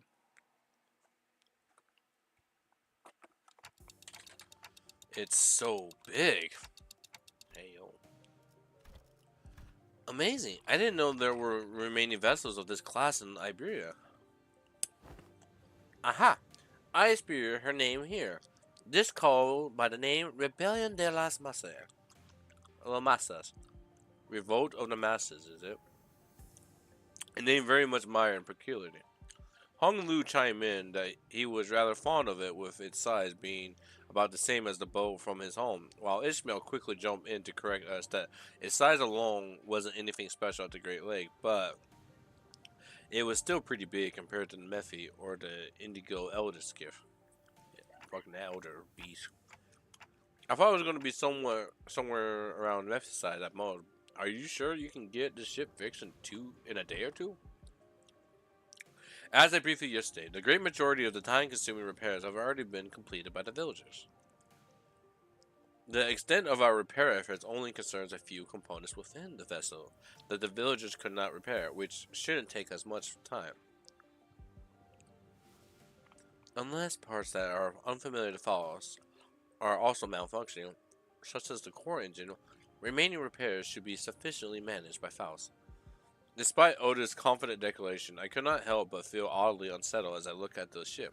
That's a cool looking ship, though. I don't know why, but something tells me that we don't want to linger here for too long. Still, please be thorough about it, just in case. I'd rather not sit on a sinking ship again. The experience at the Great Lake was enough. Do not worry, Dante. Unlike Mephistopheles, most functions of the vessel, buoyancy gear, propellers, steering gear, are all operational capacity. This repair should be much easier than the case with Mephistopheles. They seem confident now. I should be safer on this time, right? Are we taking that rope to climb up to the ship? No, there's a lift-like apparatus down here. It should take us up to the ship. Its stability was verified yesterday. Let us board the lift. You're 100% certain, right? Right? The boat's afloat right now, Dante. I don't think it'll be sinking anytime soon. Wouldn't that be nice? Oi, are you two just going to faff about down here? We're heading up now. No, we're going with you. As I made my way up into the vessel's bridge, I was greeted by the extravagant interior that was as gaudy as its exterior. This isn't real gold, is it? Sure is shiny as heck in here. I got butterflies in my stomach. A.S. Aesthetically satisfying, she says. But too ostentatious, not quite my style. Our young Mephi is also quite the excellent vessel, yet imagine the adventures we could embark on aboard this vessel, most lavishly decorated.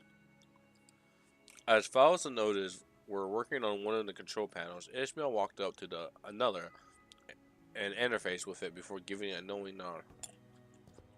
This must be an investigative or research vessel of sorts, but it just seems a bit extravagant for one of those, though. Look, Coronor, updating in real time, it seems. The coordinates seem to have been set somewhere out in the middle of the ocean. Maybe it points to a small islet? Nope, no islet there. What? Blimey, lass. You sure know how to sneak up on people. Mayors,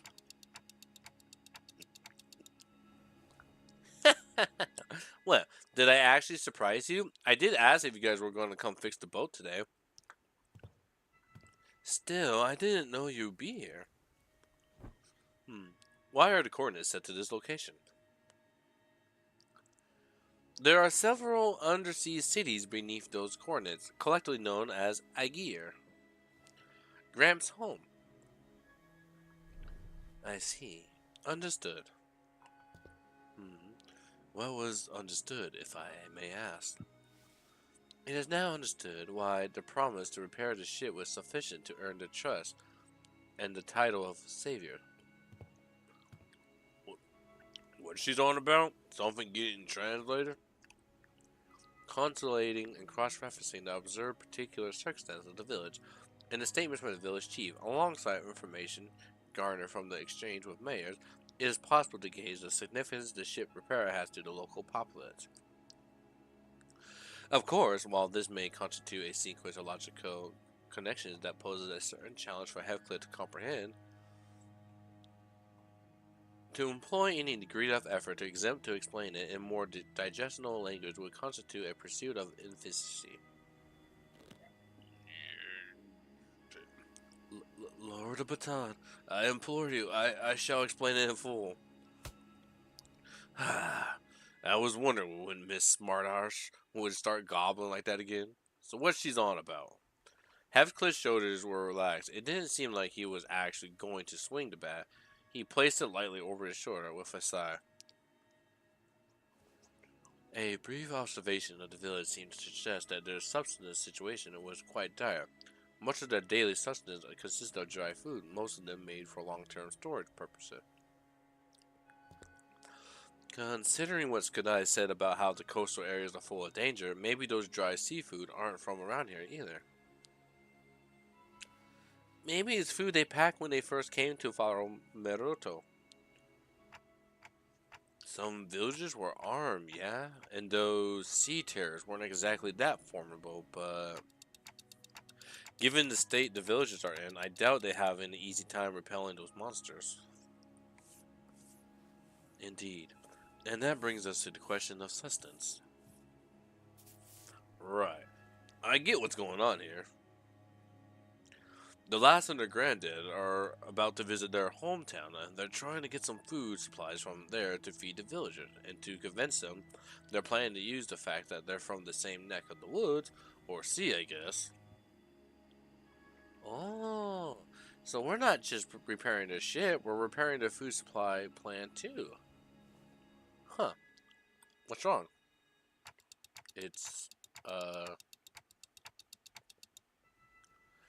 While the expressions were rather crude, Heathcliff's summary of the situation was clear, to the point and easily understood. The senators stared at him with mild surprise, and I did too.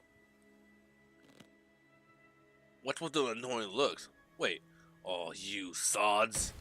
You don't think I'm that dim-witted, do you? Top-notch intuition. It's just that it's been a while since you've shown this side of yourself.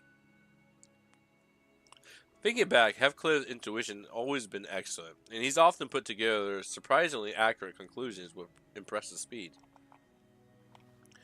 You know, when you really think about it, it's kind of your fault for it. Ah! I've been too soft on you lately, haven't I? Oi, get back here! Now with those fools out of conversation, was he correct? Otis looks away from the usual chaos and asks Mayor. Honestly, I'm surprised. He was on point. Yeah. Food's been running low in the village. At this rate, we won't last another year. But the Aegiri will. I'm sure they'll welcome us with open arms. I don't want to come off like I'm overly worried, but do you think they'll welcome the others too? Unlike mayors or chief, they're not Aegiri. I believe they will. Iberia suspects and hates the Aegiri for no other reason than that we're from the sea, but our home cannot have fallen so low as to abandon a group of starving land dwellers.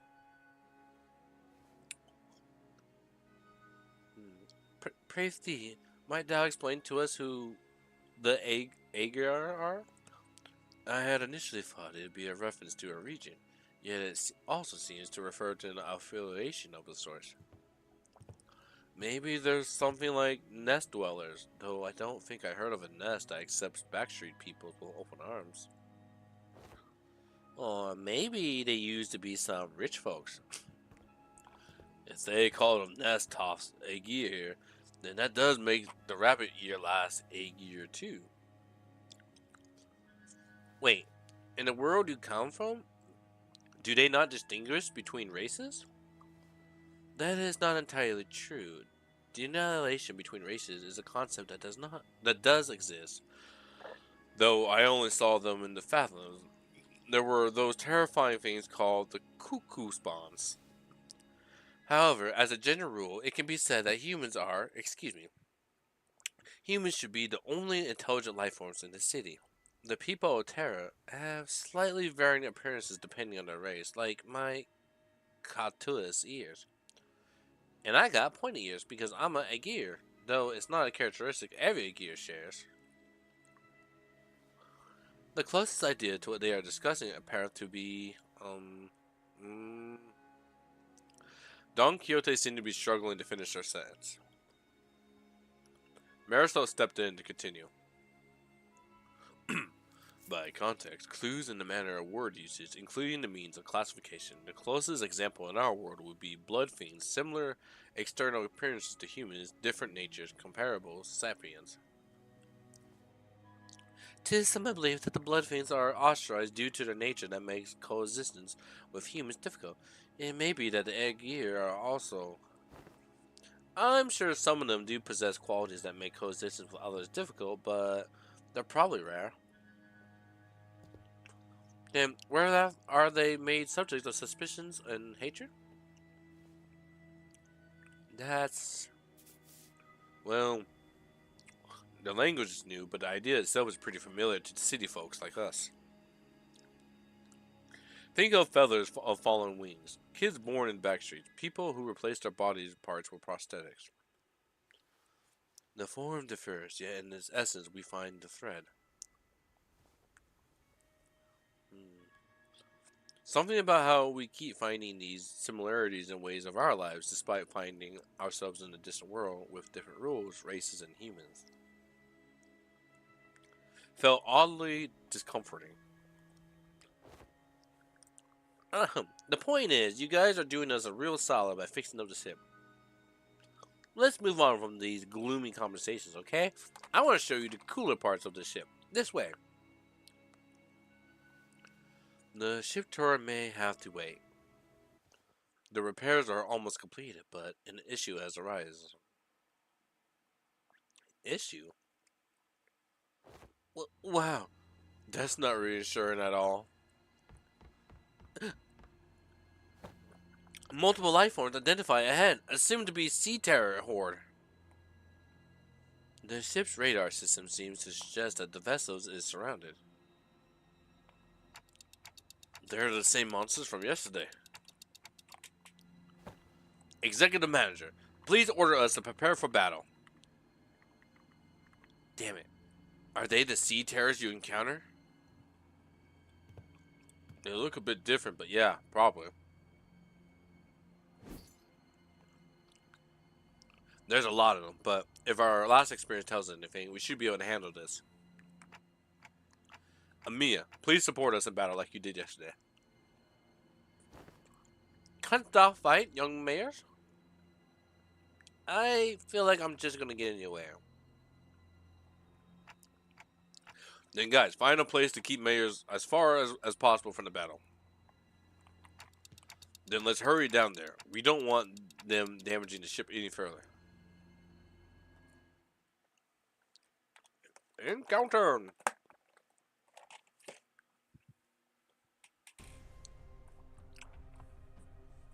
So I bet these are a lot of sinkings.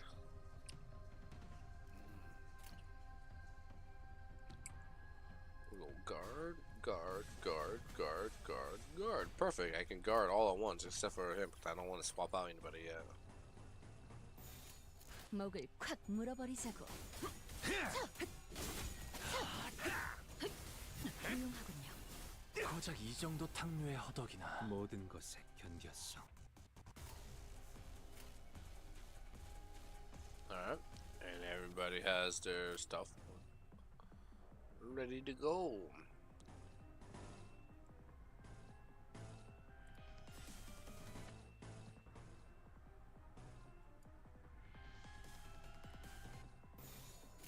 일기당장 목을 떨궈주마.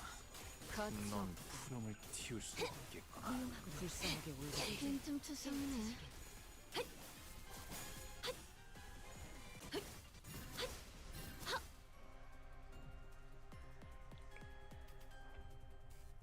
Man, the Heishu pack is so strong.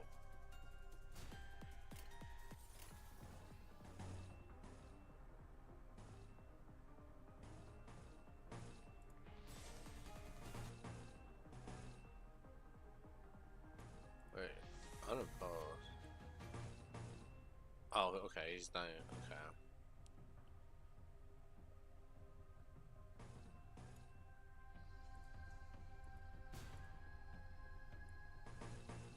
Oh, that's so dope. I forgot I can just keep that.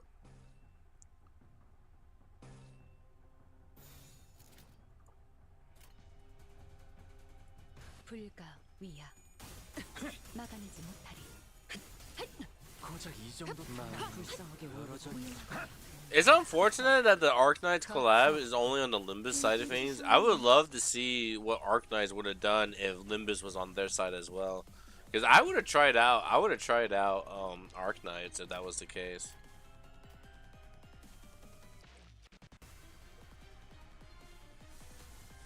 I want to use this new ego to try it out. What? Fuck it, let's do it. I want to see the new egos in play.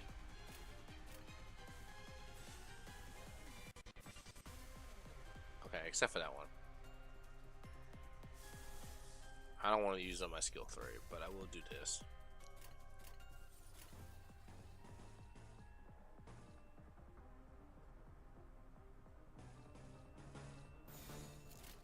목을 콱 물어버리자고. 12세기 명한 Alright, they might kill before we even get to it. 누구 하나 살려보내지 이제 마라. 끝내지.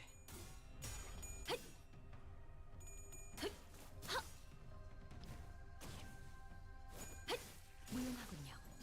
이제 깨우치시길.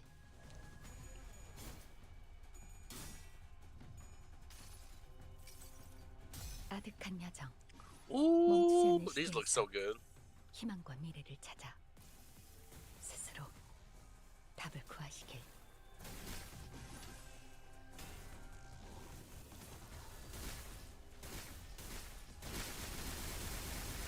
Damn.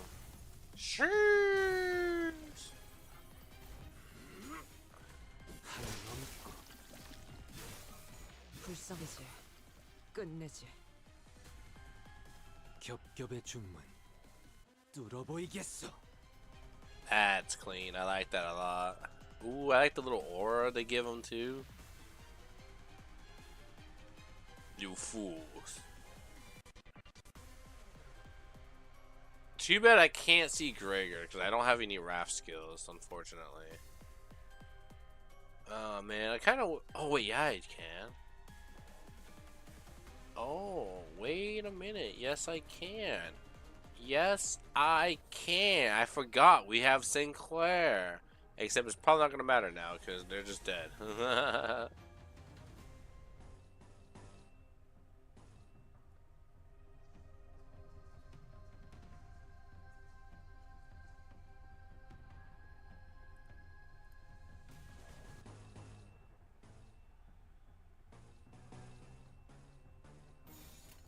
목을 콱 물어버리자고.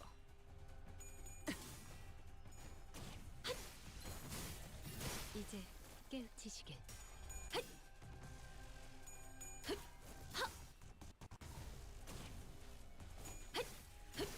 틈을 끊어. 이제 깨우치시길. Yeah, I'm gonna say it. I think the Hey Shoe pack is like probably one of my favorite teams right now. There's just mission accomplished. I like that. I like the details. I like the subtle details they do. It's cool.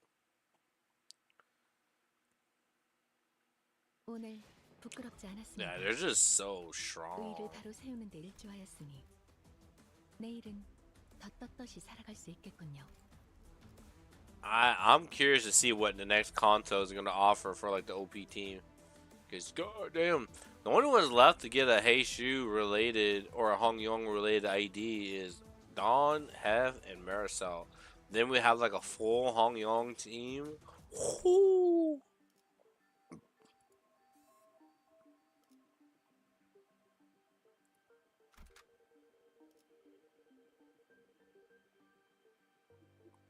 이 경로는 숨어들기 나쁘지 않군 그래.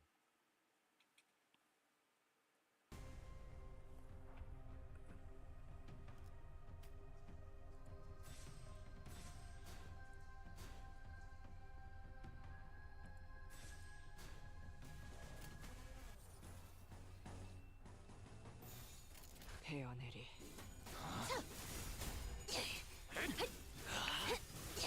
Alright, if we get Gregor's ego in, ooh, what is that?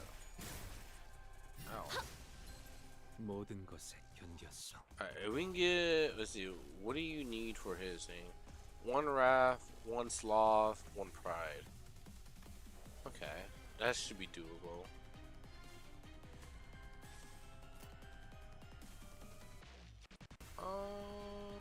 Let's get some people in here.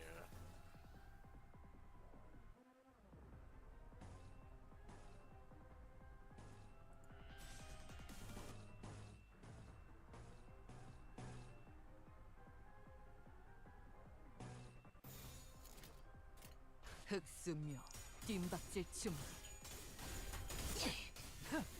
고작 이 정도 탕류의 마음은 그 열어젖히고.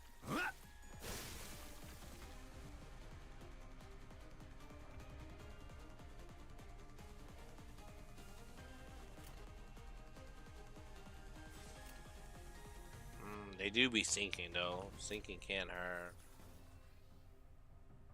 You know what? Let's just get some wins in.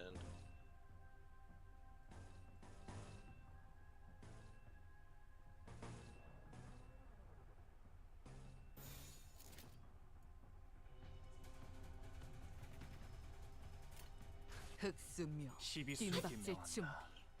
이 앞에 숨쉬는 자 누구 하나 살려보내지 마라. 무용하군요.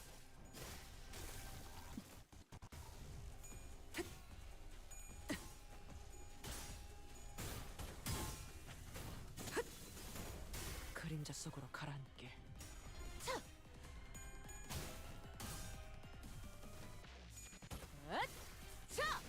숨통 끊기.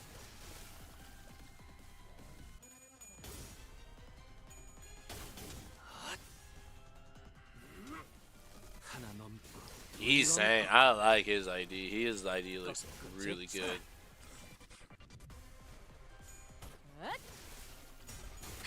빈틈투성이네. 그쪽 방향이 아닐 텐데. 고작 이 정도 탕류의 허덕이나.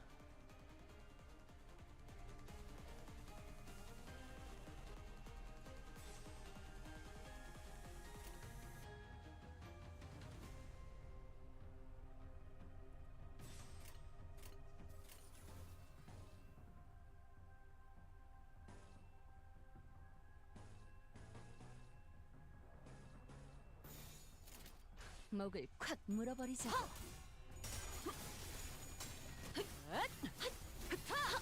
이제 거치 끝내지. 죽어라.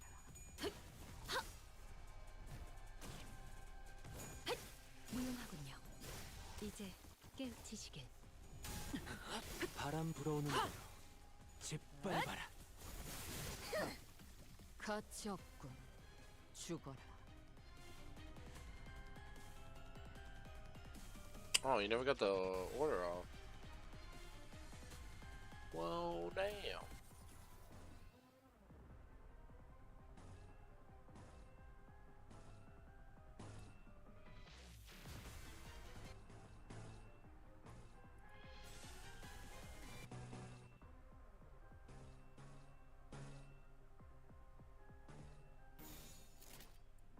자, 어느 쪽일지 잘 생각해보라고. 가치 없. 무용하군요. 죽어라. 이제 깨우치시. 불쌍해지. 깔끔하게 물었군. 가치 없군. 죽어라. Ooh. 이 거리면 충분해. 너한텐 조금 멀겠지만. 모든 것에 견뎠어. Oh damn. I didn't get a chance to recall.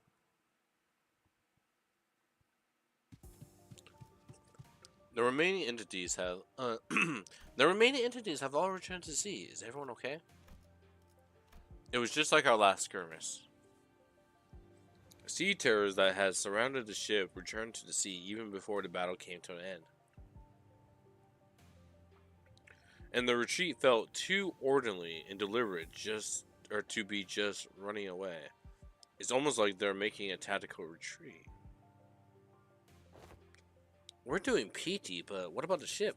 Foul, is the ship okay? Minor damages to the hull, but nothing that will impede the ship's operational capabilities. Phew. So, I noticed during the battle, I might be wrong, of course, but I think I noticed how around the end of the battle, those monsters were starting to go after the manager. You're probably right. You're probably right, actually. I noticed too, at some point during a battle, those monsters realized that it's the manager who's commanding the rest of us.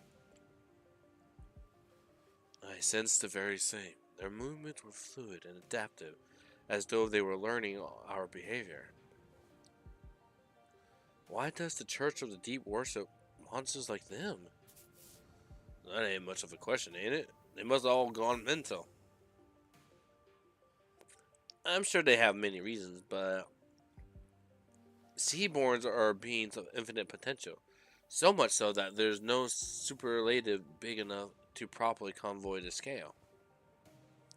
As organisms, they can endlessly evolve and adapt. Every time they encounter a new environment or a new element, they transform themselves into other Seaborns. Maybe that's their draw. That fascination may be an aptitude most befitting a researcher, yet the transformation of a fascination into ideology is, if I may be frank, not entirely positive. I find them pretty uncomfortable. They just remind me of whales. Then can they adapt to learn our language to communicate with us? What? Going by everything we heard, I think they sound really smart. The mayor's eyes went round at Hong Lu's suggestion. She brought her hands to her mouth, surprised. It sure was something. I heard that there was a Seaborn who could talk. If non-humans speak the language of humans, regardless of its testament to their intelligence, I can only think of two possibilities as to why they would. One, to communicate with humans. The other, to deceive humans. More often than not, it's the latter. What about distortions? Some of them already know how to speak. Distortions are a phenomenon in which humans transform into monstrous forms, first observed after the White Knights in the Dark Days incident. Therefore, that example is irrelevant to Oda's superstition. Or supposition. White Knights and Dark Days. She whispers quietly, but as we were standing rather closer, we all caught on to the hint of joy in her voice. The pillar of light in the city, did it really? How have you come across this knowledge, Miss Mayers? Oh, that's... Ain't it obvious? We got the culprit right here. The storyteller lass who's been gobbling on with no end. Yeah, she's been talking non-stop all morning about all kinds of stories, hasn't she? Oh? Yeah, I have not gotten that far. You again. You didn't get so lost in your own stories that you blab all about our company's secrets, have you? Nay, I was simply not. As Don Quixote was subjected to yet another round of scolding, Amiya stared out towards the sea, worried that the sea terrors might start crawling to the surface once again before turning towards us. I wonder which of the two the Seaborns are. Their sense of self is really, really faint, so I don't think they'll be in either category. I think it's possible that they learn human language out of instinct that the power of speech might help them survive. It appears that you, Miss Mayers, are quite the expert on the subject of Seaborns. Your knowledge of them goes beyond what fear for one's survival may yield, thereby suggesting a different means of acquisition. Do you by chance worship the Seaborns? I don't worship the Seaborns. Seaborns don't have any hopes or wishes, just desires for survival. Miss Mayers, does that mean if Seaborns were somehow able to hope? Maybe so. Is that so? The repairs are complete. As we were conversing, Faust descended from the ship with a neatly organized set of tools borrowed from the village. Repairs completed. I'm guessing repairs are done. Are done? Yes. The ship is ready to set sail. Did you have a departure time and date in mind? I would prefer if we could depart as soon as possible.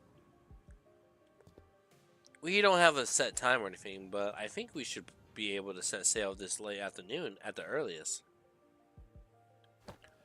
That soon? As you've seen, we don't have a lot to bring with us.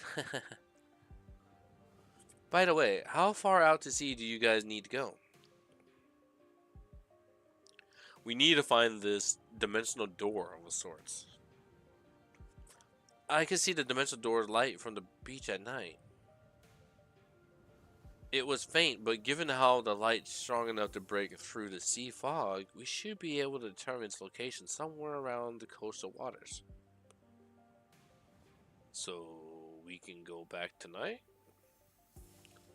The first order of business is to relay this news to the villagers. Yeah, back to the village for now.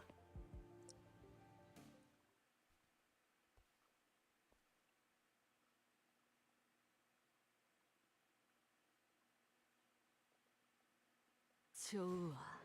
생동감이 살아있는 좋은 공간이 됐군. 다음 먹잇감도 이런 식이었으면 좋겠어.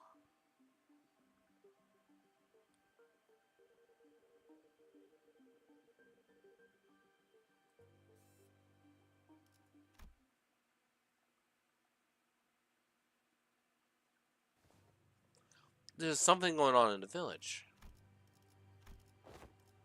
Yeah, I hear it too. I'm hearing people shouting and hollering. When we returned to the village, the ship repairs completed, we were welcomed by a rather hostile standoff. A quick count told me there was approximately 20 people assembled at the villager square. Considering its population, that was pretty much the whole village. Who's that over there? Inquisitor.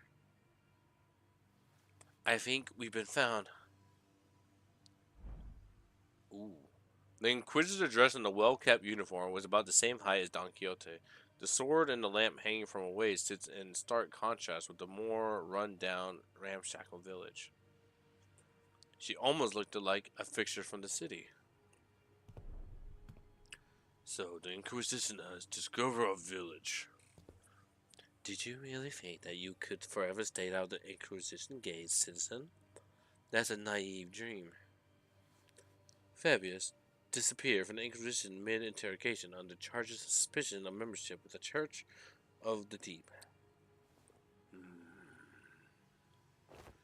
Last known location, Salt Flat. The other Inquisitors have informed me that you've been identified next to pirates in its frames.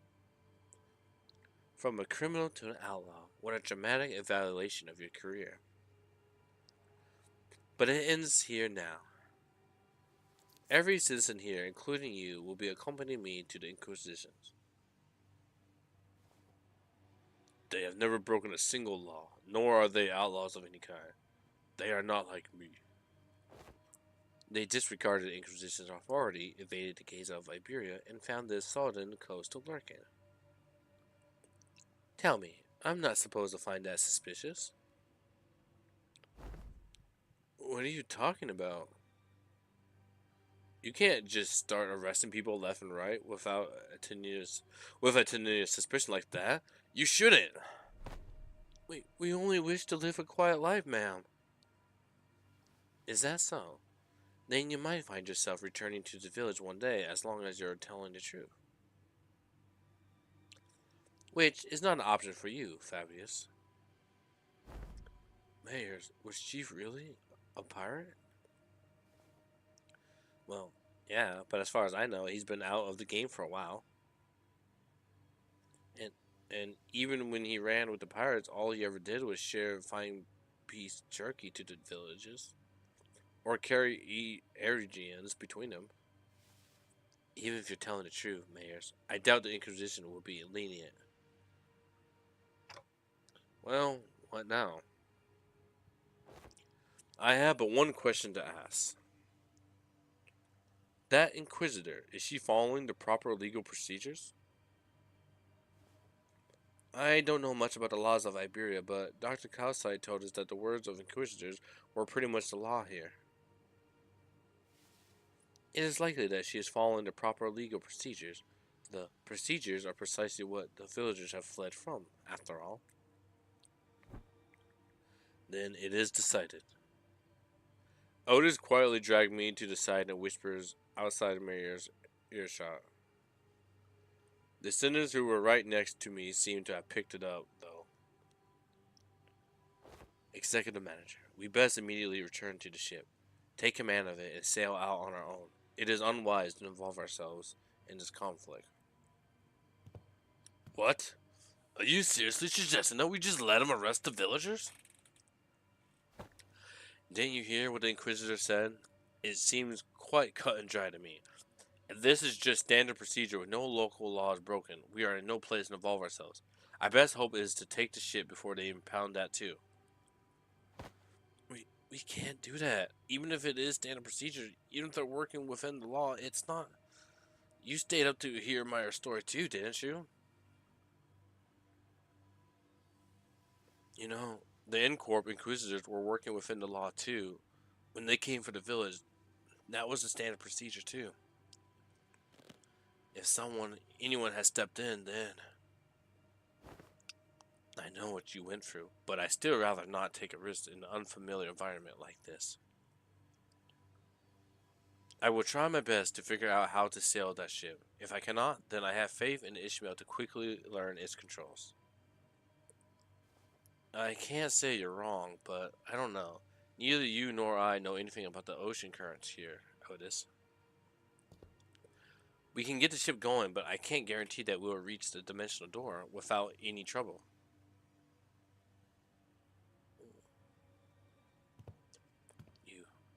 Do you know anything about the sea currents in this region? Not much, but I know the coastal sea somewhat. And you can't fight Inquisitors directly here in Iberia. Fleeing with the ship might be the better option.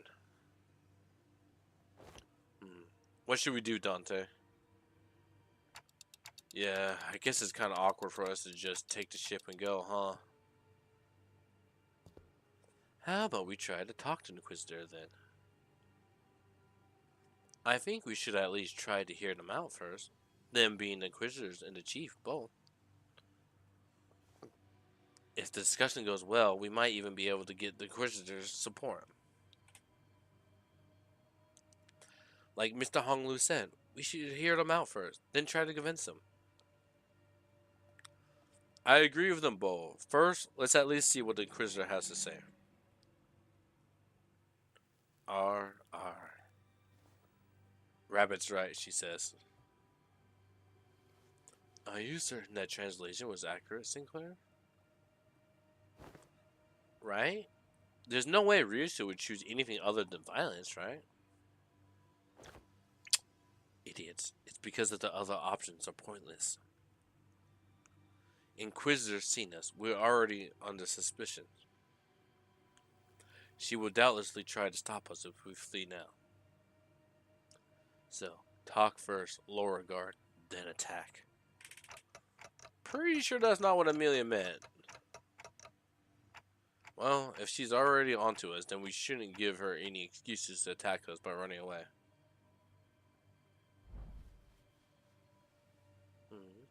I was wondering what you were doing there, lurking in the background.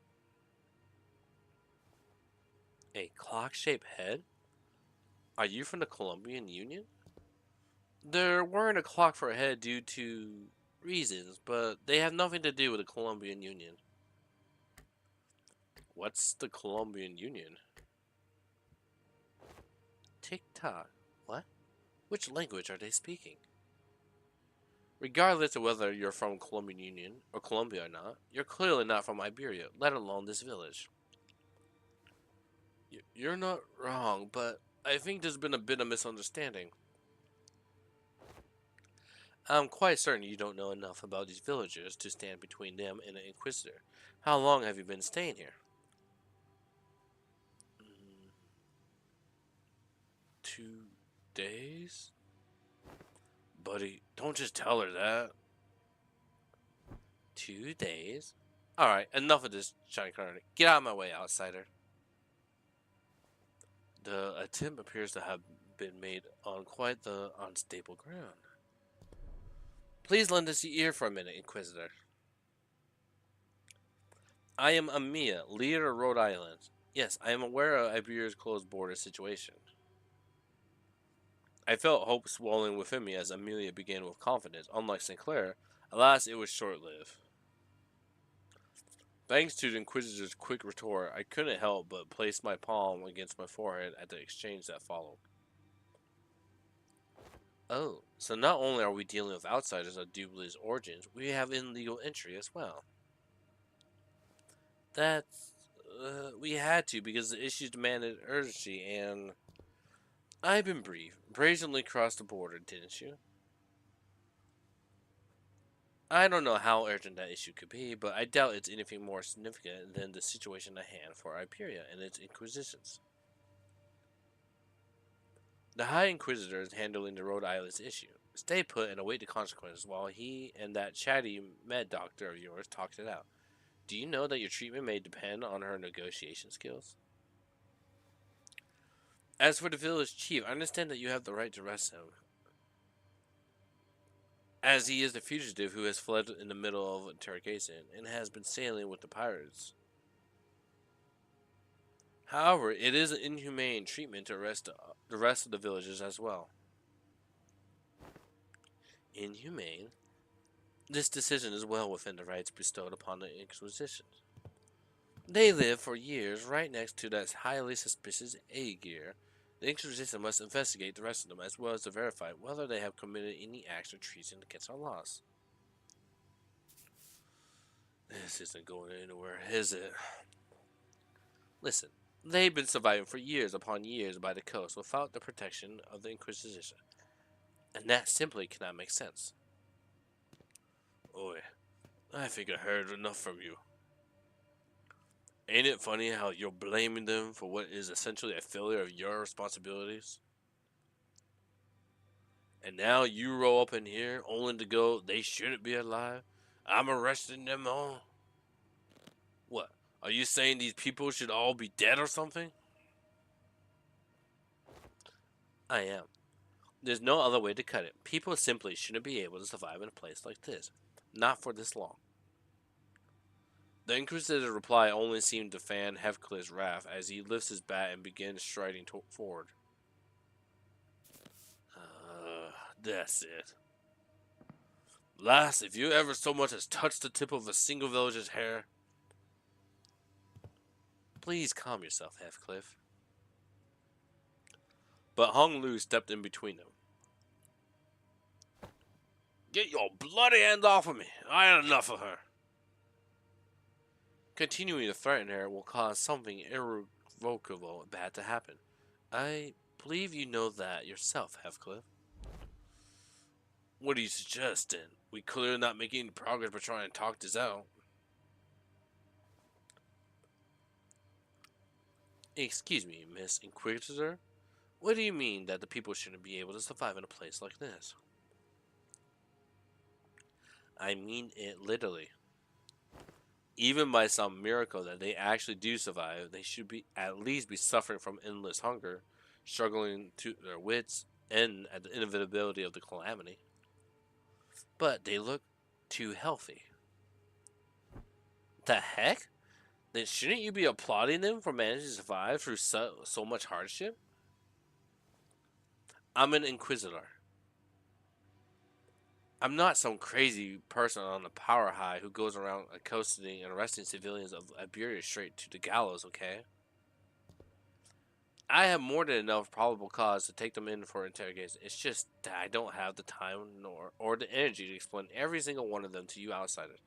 I promise them a fair judgment, whichever way that may be, after a proper investigation. So stop it with this obstruction of justice. The Inquisitor brandished her rapier threateningly, her voice shaking with frustration. Dante. Without the full picture of the circumstances, Faust advised against further antagonization of a local political authority. I agree with Faust. I get the feeling that she isn't the kind of heartless inquisitor that goes around indiscriminately executing innocents like Miss Mayers told us about earlier. I don't think she's anything like the inquisitors of Incorp we saw back at Claw. They were right. We didn't have the full picture of the circumstance. Getting in the way of an inquisitor who was clearly a rather significant political entity in the area was most likely a bad idea. It isn't the inquisitor's job to answer your questions. Continue to instruct me then. As the standoff was showing no signs of ending. Miss Mayers? I can answer your questions. So for now, let's do as the Inquisitor says. Mayers, who had been hiding behind us ever since we returned to the village, suddenly stepped forward. Yeah, what of thy grandfather and the villagers? It's alright. I'm sure this is happening only because the Inquisitor doesn't know. What do you mean? You'll answer the questions.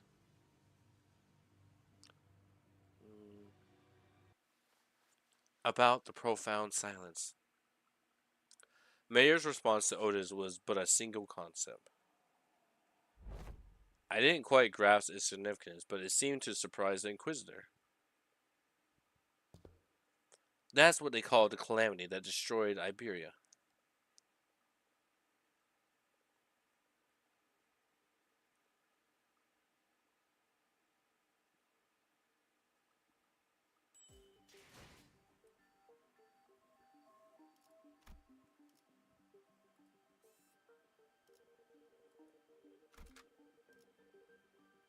만곡된 직선을 직선으로 질주하겠소.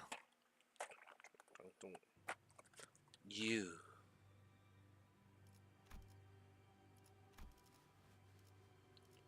Decades ago, a great wave ravaged through Iberia. It wasn't long before the seaborns carried by the waves diminished Iberia's brilliant civilizations to this. The waves? The profound silence then must have reduced the village to its current state as well. Is there any reason it's called the profound silence? It doesn't seem to be the most appropriate monocular for a calamity like that.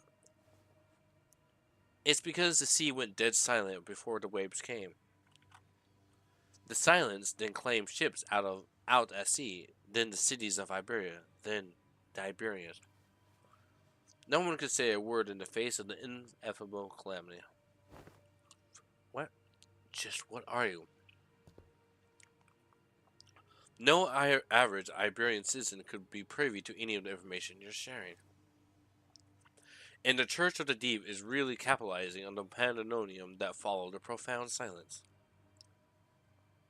They pretend to be Aegir from the sea, delude the citizens of Iberia, and are sowing chaos in her wake.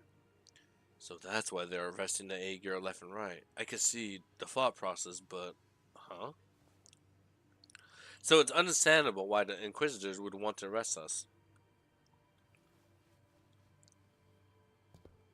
Dante. This isn't good. Sharing that seems to have been some kind of a taboo-like thing for the Inquisitions. The Inquisitor wordlessly stared at Mayers. Her eyes were filled with traces of anger and confusion, but she's afraid. There was fear in the face of a threat. Not the fear of the terrified, no. It's the fear of someone who's suddenly confronted with something they must destroy. The High Inquisitor once told me that, should I come across an Aegir who knows too much, there is a sliver of a chance that they may be of assistance to Iberia. Cease! Thou threatening the innocent with thy brandishing of a firearm? But most are seduced by the allure of the sea.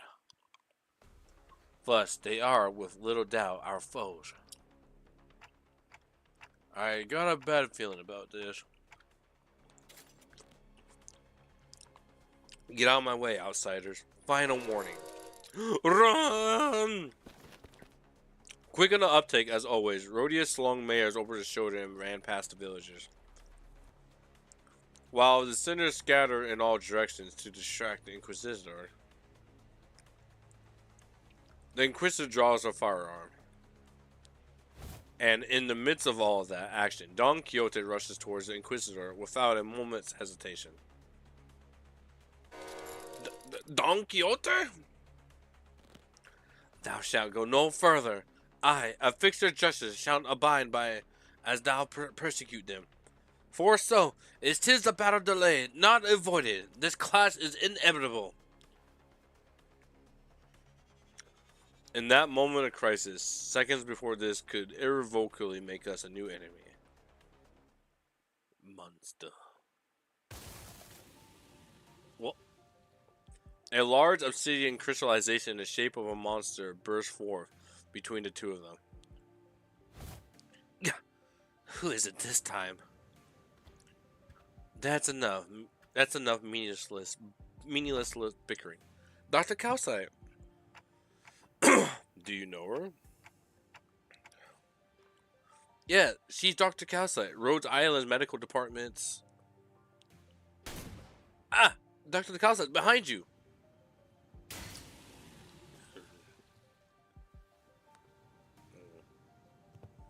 Shoot first, talk later, is it? The negotiations are over. From this moment onward, Rhode Island is now operating within legal capacity on Iberian territory under the Inquisition's authorization. The Inquisitor fires a blast of that firearm-looking weapon, but the monster summoned by Calcite managed to deflect it. And the cannonball thrown from the weapon punched clean through the wall of the building where we stayed in the night before punching through several other buildings behind it. It was enough to instantly freeze the sinners and the villagers on the spot. That penetrated the building. Though their walls may be weaker than the head standard for what counts as a building exterior wall, to punch through so many. Puh, what a precise point it makes. Now is not the time to stand around and press. It is a violation of a taboo to have that much penetrative power in a firearm. We're not in the city. Don't lose your head over this. Taboos don't apply here. My head knows that to be true, yet my heart finds it difficult to be still. There's enough of that discussion for now. It is advisable that we carefully observe and grasp the situation at hand, instead of deliberating on the taboo, the jurisdiction of which does not reach this far. Yeah, so the situation's gotten slightly better, right? If she's Amelia's friend, she's our ally. Besides, she got some super powerful looking prosthetic gear looking thing too. Is that what you think? I apologize for the disappointment, but I am not on anyone's side. In other words, your particular denomination ally might not be entirely correct. However, if I must define my allegiance, then let me inform you that the closest label would be that I am an Inquisitor Arene's ally. Dr. Kalsai. Amir. Outsiders. As much as you like to deny it, the Inquisitor's suspicions are true. While it can be said that the process by which she reached that conclusion was unfair, the conclusion itself is, without a doubt, correct. So, they're actually connected to the Church of the Deep? That is one way to put it. To be more precise, they aren't connected to the Church of the Deep, they are the Church of the Deep. Perhaps the village itself is a dilapidated church of their congregation. Our village? A church? Just look at the building. Where would we even congregate? Your thoughts, Faust? There are not many resources by which we may analyze the decision. However, the fact that Amir's colleague has made the same argument as the Inquisitor brings the accused defense into question. Yet I can hardly believe that young Mayers is lying to us. Hold on. You've been chatting plenty with that Inquisition or whatever. How do we know you weren't aligned with them the whole time? I see. You really are all entirely in the dark. An expected outcome, given that you all may be from a place far beyond the dimensional door.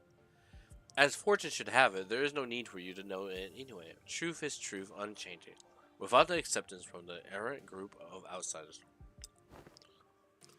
Besides, soon... I'm sorry. It seems that we mired you in this trouble. Say no such thing. We shall not abide by as one such injustice is perpetrated before our eyes.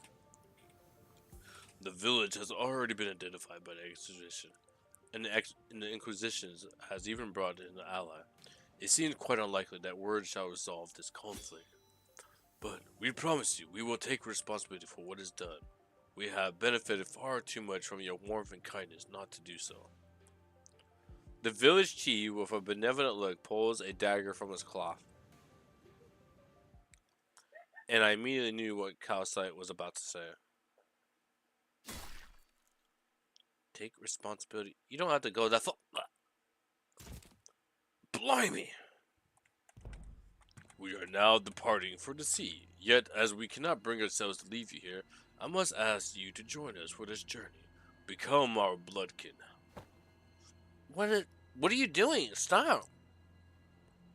The unanticipated, perhaps I was simply in denial of this rising dread. Ambush did not end there. Damn it, the Inquisitor was right. The villagers suddenly began shanking the sinners with weapons they had concealed in their clothes. And it seemed that they were coming for me as well. Amir, on your left! Amir materialized a black ribbon-like apparition, parrying away the dagger flying in my direction. But another villager rushed in, taking advantage of the opening.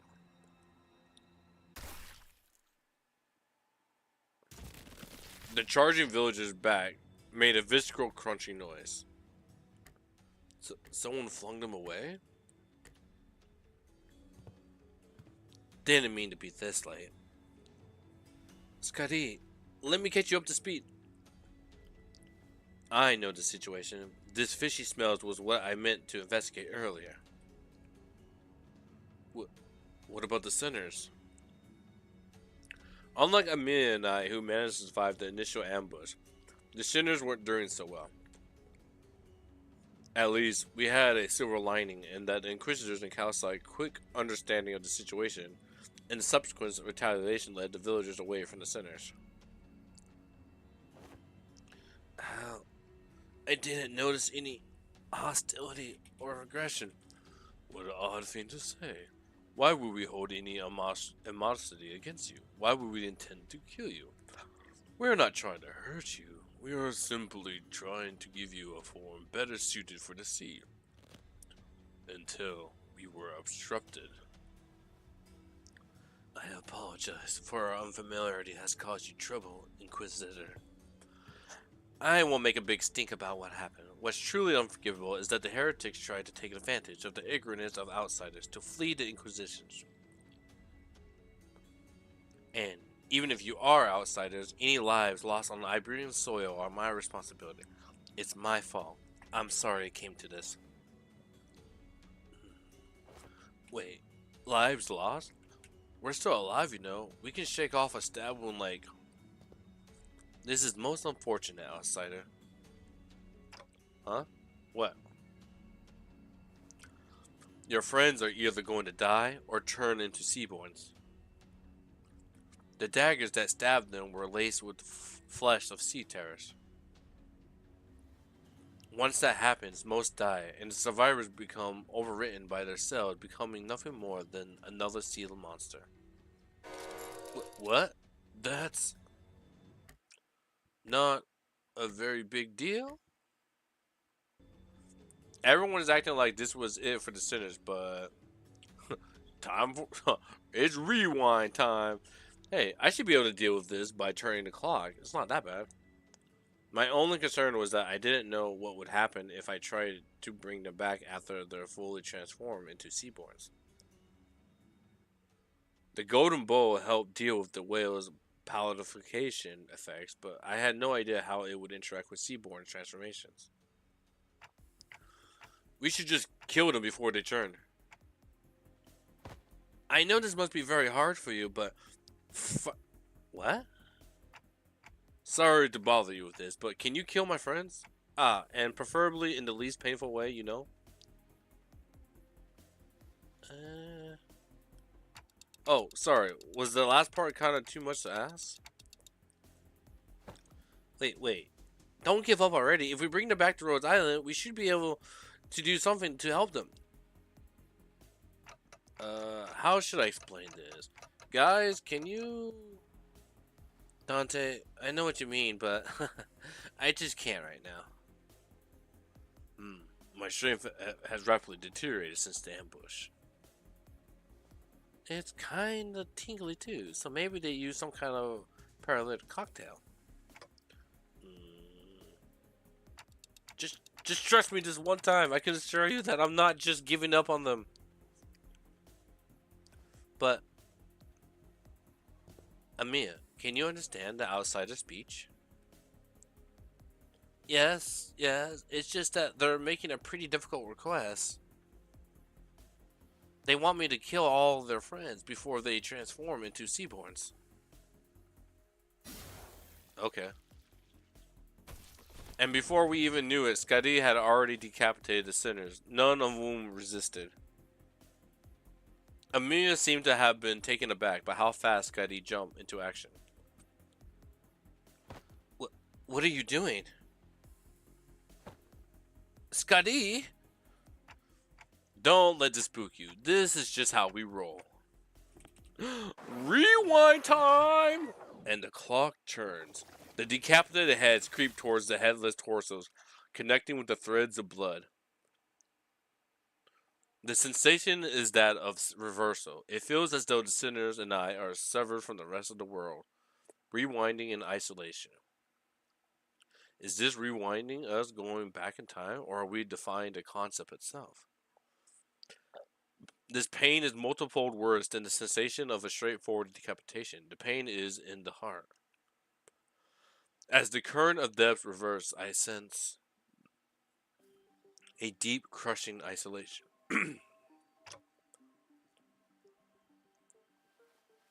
Their wounds are disappearing. Resurrection, metaphysics, or time reversal? Puzzling. I have no knowledge with which to interpret this technology. The cost seems to be that the pain is transferred to one who rewinds. But that seems too small of a price for such great power. Though the discussion of whether this can be categorized as power should be explored later. I couldn't stop shaking. All my limbs were trembling from the icy solitude. Still, I took a moment to collect myself and order the sinners. I don't know just what they were thinking, but We should be able to find out once we take him down. You dare deceive the executive manager and try to take their life? Prepare thyself, or thou shalt now pay the price for making a mockery of justice. Yeah, we just can't let this slide, you know. How unfortunate. I had high hopes that all of you would become fine bloodkins. Ooh, that's cold.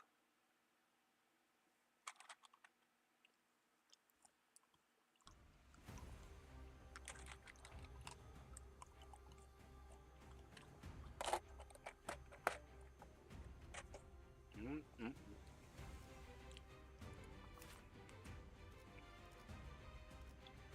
Sinking.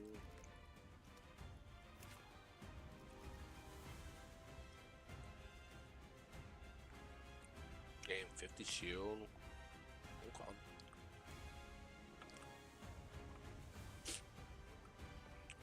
And now it's our turn to fight back. Ooh. I mean, what are you guys going to do if you see this squad of Jesus roll up on you? I ain't doing shit. I'll tell you what. Oh, is this a nice? Okay, this is even perfect. Boom, boom, boom.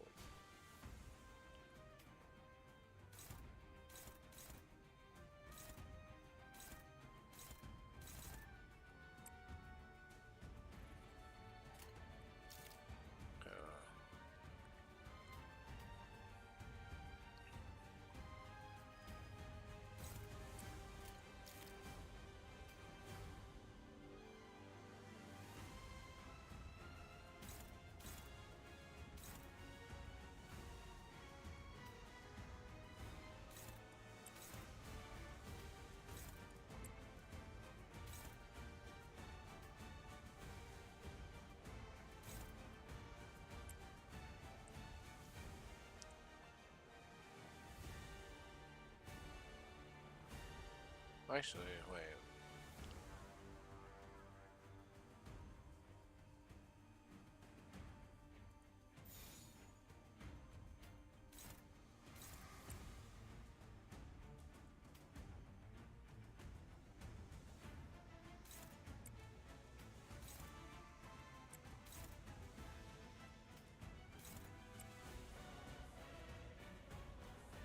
Ooh, this OST's kind of cracking.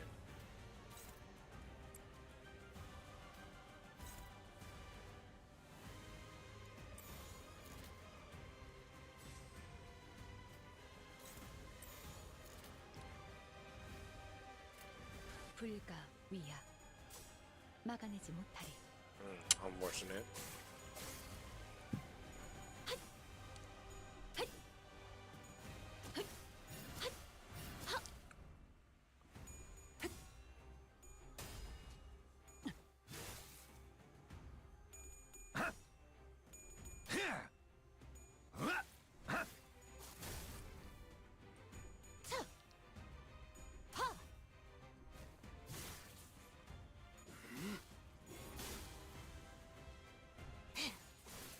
어머, 놀랐어? Okay.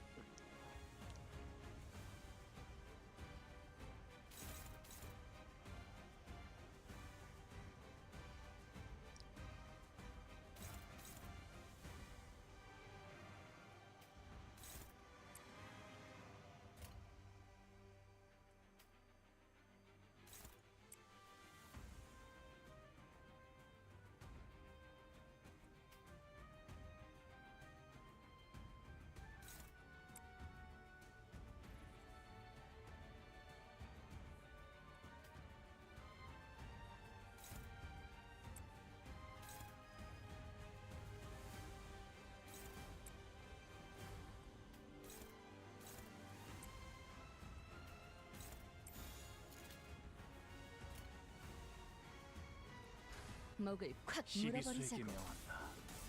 이 앞에 토끼를 보내라. 저 해충들을 도려내라. 틈 무용하군요. 묘여, 길을 열어라.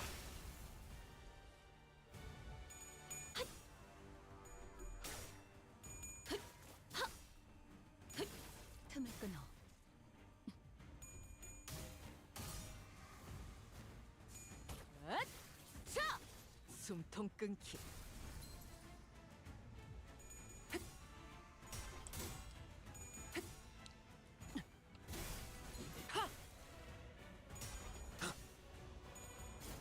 I like the music. The music's pretty cool. 마음 놓고 열어젖히고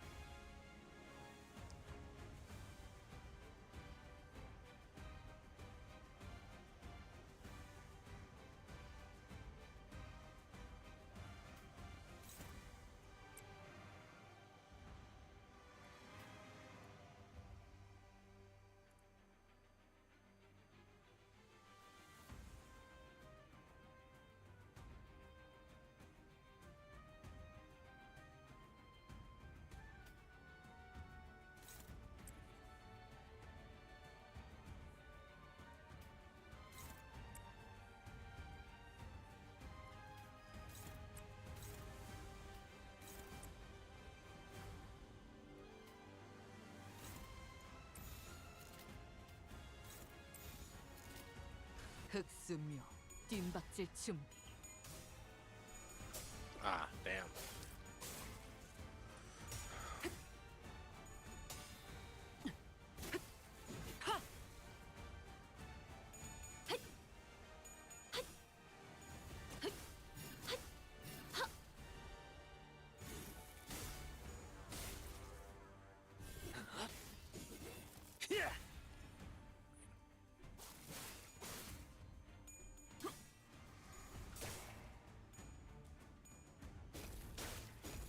Ow.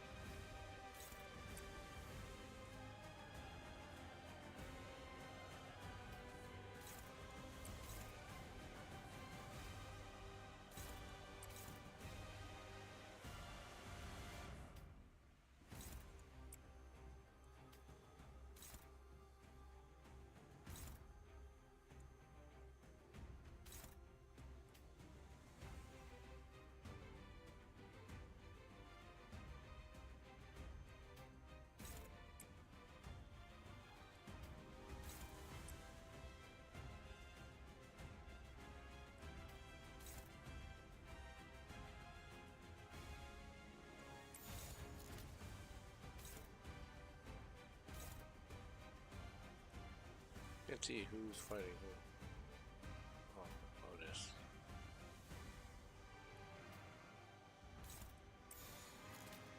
What? Just to make sure we win. 자, 어느 쪽일지 잘 생각해보라고.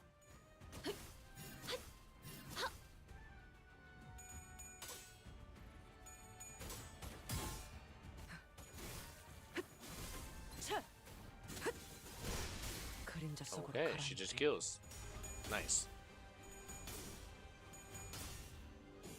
바람 불어오는 대로 짓밟아라. 이 거리면 충분해. 너한텐 조금 멀겠지만.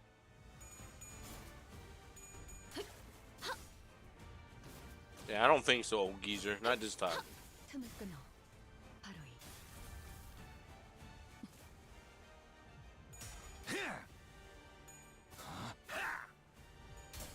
이쪽 방향이 아닐 텐데.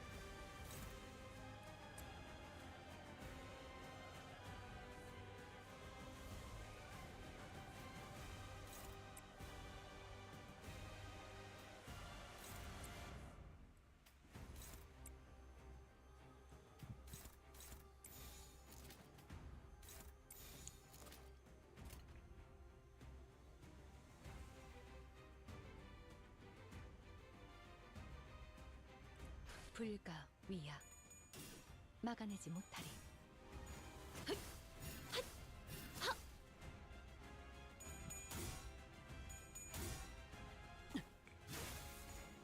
이제 끝내지.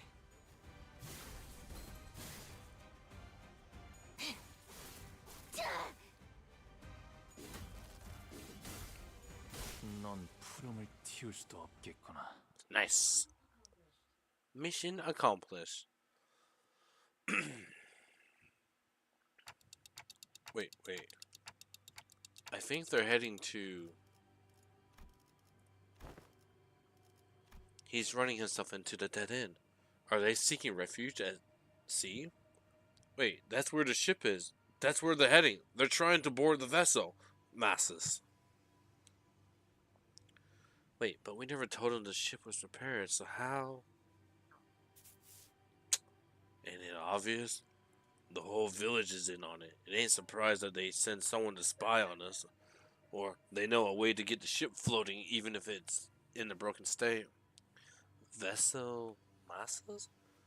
Vessel Repion de las Masas. The ship is moored at the port in that direction. Wait, it can't be. Irene, who was preoccupied with battling the rest of the followers of the Church of Deep, who were in hiding, quickly gave chase. But Fabius and the villagers were already on board the repair ship, slowly departing the harbor with a horde of sea terrors between us and them. How can a vessel that size become operational this fast? The X tier, the name, it must have been constructed during the golden age of Iberia. But how are we supposed to chase that? What, if we build a raft and roll it after them? Or what if we build a raft and roll after them? Mate, come on. I gotta blow my nose, chat, hold on.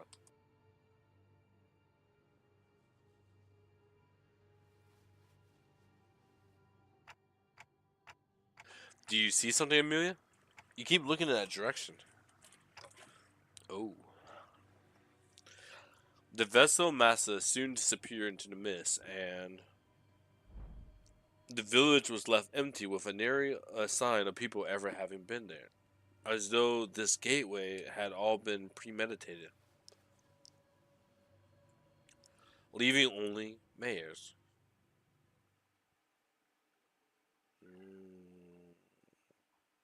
Wonder what could this mean? 오늘 부끄럽지 않았습니다. 의를 바로 세우는 데 일조하였으니 내일은 더 떳떳이 살아갈 수 있겠군요.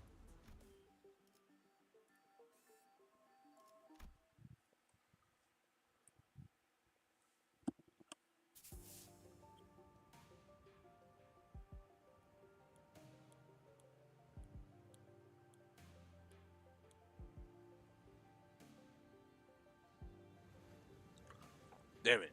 We can't just take the ship to damn it, can't we just take any ship to go after it? It's a research vessel. It can't possibly be very fast. This will be difficult. Even if it is a research vessel, I'm sure it was constructed during the golden age of Iberia. No average ship can keep up with it. Which is a problem because I doubt we have any ship that can travel at the same speed. We only have a few small vessels left, which are all anchored too far from this location to be a feasible option. Do we have any recourse? No. Not unless we can identify the exact location of the vessel. Which is the real problem. We can find ourselves a ship to go after them, yes, but most eyes of the Iberia, the lighthouse, were lost during the profound silence. Wait, when you say most, do you mean that there's some left? Just one, as far as I know.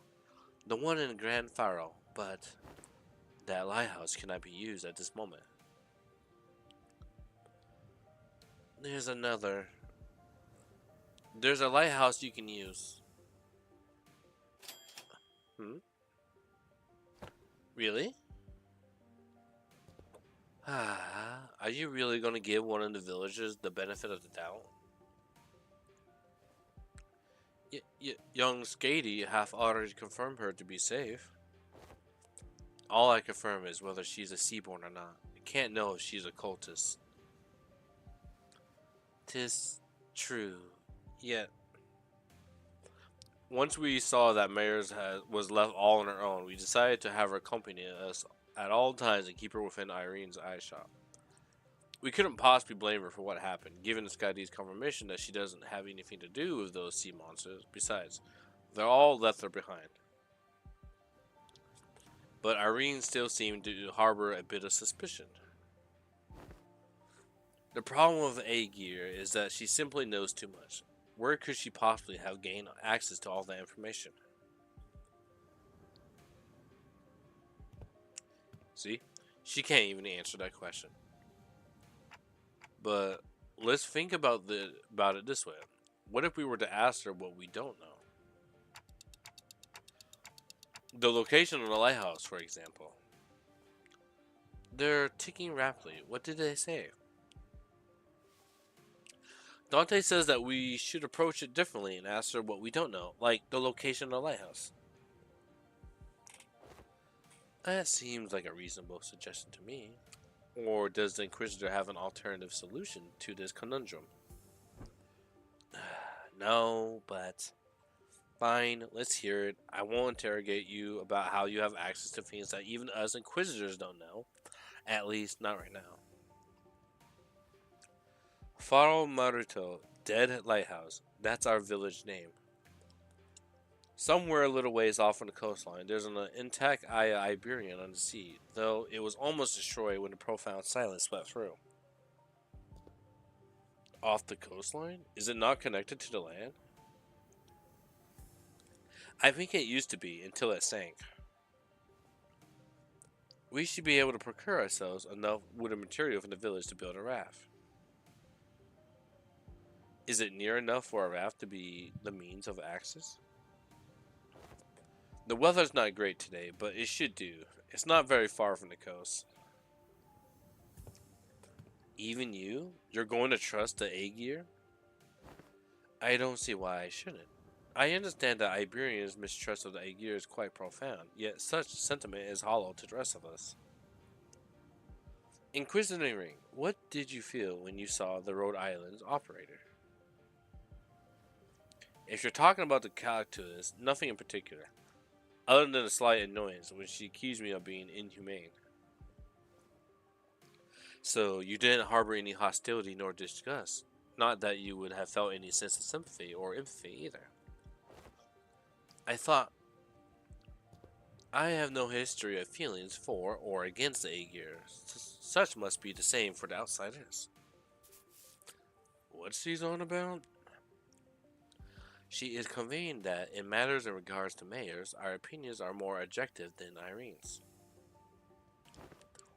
Finding the vessel of Fabius commandeer will be of benefit to all. Limbus Company will gain opportunity to return to the city via Dimensional Door, while Rhode Islands will have the chance to study it at a close proximity. And the Inquisition will gain possession of the vessel in which technologies of the Iberian Golden Age is contained.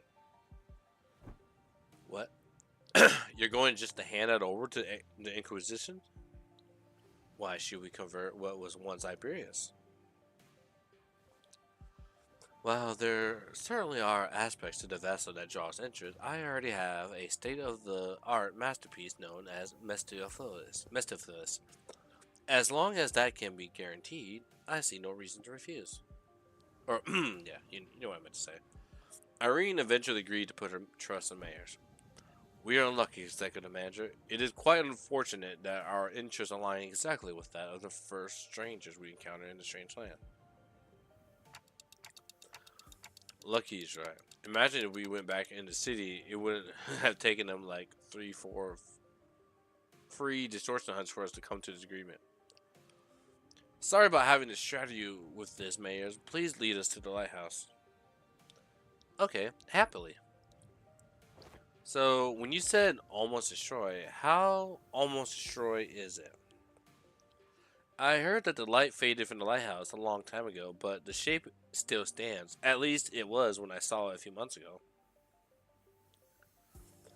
If the lighthouse is in an inoperable state, we're going to need an expert technician to get it back in working order. The technology it's based on is completely divorced from the popular application of Originium technology, so I doubt there's anyone out there who can work it anymore. Then you need to worry about that. Here, we have an engineer and a researcher who are geniuses even among those in the city, so we should be able to manage most mechanical failures. Today is just a revelation after revelation, huh? I can vouch for Limbus Company's skills. I can also work on the similar tasks. I learned a thing or two helping out Gramps. Stuff about the lighthouse or various tech stuff. Well, then we all should head to the lighthouse together. No, I'll be leaving the group for a moment. Amelia will accompany you instead. What? After all that, you're going off on your own? Yes, to join the Doctor. It is imperative for the successful execution of this mission. Of course, that hinges on Amelia and Skadi's remaining behind here to assist the rest of you. Thus, I will leave it to the rest of you to take the Eye of Iberia, the lighthouse, back. Wait, what do you mean, take back the lighthouse? Is there someone or something out there that's taken over the lighthouse called the Eye of Iberia? I like his supposition. Amelia, what did the manager of Limbus Company say? They're asking if the lighthouse has been taken over by something. Not a bad intuition. Yes, there's a high likelihood that the structure has already been overrun by sea terrors. I don't know about overrun, but I encountered them a few times when we approach it too closely. Normally, this is hardly enough of a personal attempt to raid it on the lighthouse, but answer me this. Are there any limitations to the revival? There are no restrictions as long as Dante, the manager, survives. However, do note that battle efficiency depicts with prolonged battle due to mounting mental stress on the manager. No need to change the plan then. Amir, use this communicator to alert me as soon as you are able to identify the coordinates of the vessel from the lighthouse. If luck would have it, we should be able to reduce the time it takes to complete the retrieval mission. Okay, as long as you're not taking everyone with you, if it's just her who's leaving, then go ahead. I think we should be fine too. Then let us commence the mission, Vessel Massa's Retrieval. Righto. Step 1, the plan's the right? Let's get on with it. It's done. Let's go. What? Why are you looking at us like that? Is there something bothering you? Must you ask? Just look at how proactive and quick she is to jump to action. Certainly lives up to the image of an employee working for a large corporation. Thanks, Otis, for that charitable view, I guess.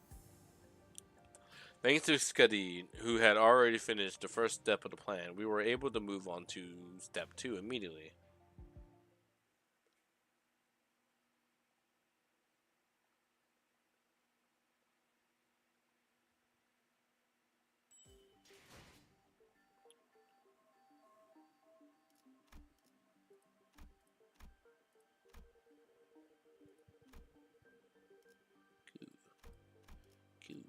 Cool. Whoa, I just saw that. I haven't seen that. Must be the dimensional door over there.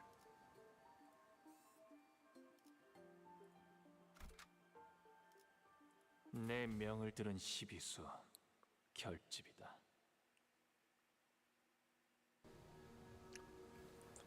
After a while, carefully sailing Skadi's raft along the coastal cliff, a gargantuan shrouded lighthouse emerged from the thick mist. Eye of Iberia. Even in its dilapidated, ruined state, touches that are once monumental and sensitive are apparent on the exterior construction of the lighthouse. Some even call these lighthouses guardians of Iberia. It retains the grandeur of the era as it was built during its golden age. You really know everything, don't you? It is as if she said, but now these lighthouses are nothing but graveyards of countless inquisitors and soldiers of the Penal Battalion. No one who's attempted to retrieve a lighthouse has ever survived the expedition. Can you please not say scary stuff like that, Miss Irene? We are literally about to walk into one. Don't you ever quit chirping? What are you, a foul beast? Stop yapping in my ear. Why is this one such a coward unlike the rest of you outsiders? I'm not a coward, I'm just voicing my... She did just say some pretty concerning stuff. How long do you think the repairs will take? Its exterior is rather heavily damaged. However, from what is visible from the outside, its interior is still quite intact. With Miss Fowler's expertise, it should not take very long. Yi Sang suggested with a smile, but Fowler maintained her silence for the entire journey to the lighthouse. Then said something pretty concerning in response. Of course, my wit remains unmarred even in such uncertainties. The currents are pretty wild. Someone's going to have to stay behind and keep an eye on the raft. We can't just leave it here unattended, but I don't know if we can carry it either.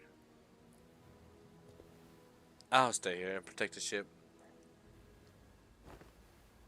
You sure you can handle this alone? I know you're strong, but maybe one or two people should stay behind just in case? No, don't need them. Sea terrors will swarm the Esla if I go with you anyways. So this has nothing to do with you.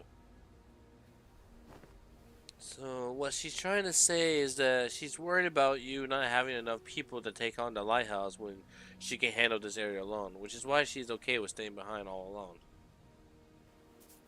Huh. Thanks for explaining. Some people just can't help but hop through an extra hoop, I guess. Alright, well then, let's trust her. We'll be back, Scuddy. Luckily, we didn't run into sea terrors on our way to the lighthouse gates. The problem was that the gates were bound shut by strange blue tissues. Reminds me of that L Corp branch back at U Corp. I don't think I could do anything to force it open myself, so... Guys, can you pry open this door? Oi, move her. I'll pull from the right side. You grab the left, and... we'll all pull together at 1, 2, 3. 1, 2, 3. Huh? Something's off here. What are you doing? The door is firmly secure in place. This flesh tissue regenerates almost as soon as it is torn. Perhaps you need to tap into a wilder form of art to get this open.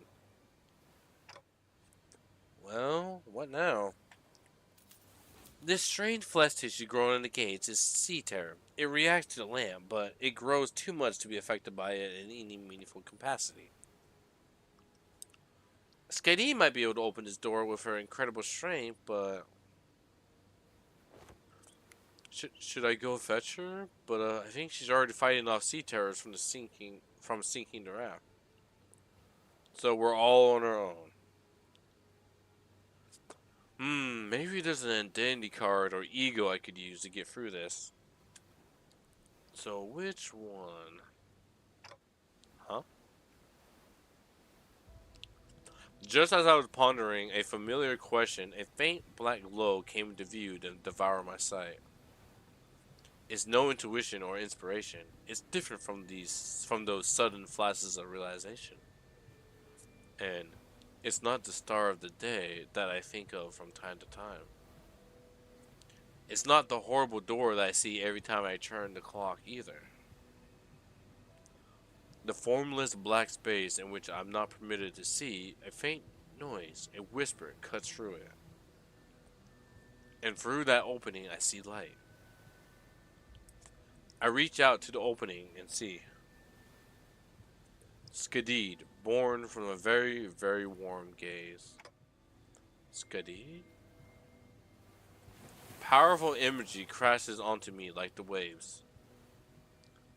Skadid, the staggering dancer wielding a blade. Skadid, who flaunts her flowing locks. And Skadid, the singer, humming in a low voice. Beyond the fringes of cognition, Skadid's existence has become engraved. The sinner who can wrestle and control this oceanic tidal power is... Dante, are you alright? I'm good. I don't think we'll need to send for Skadid. Huh? What? Hey, Ishmael? I never used his ego before, but I need you to trust me and accept it. What? An ego?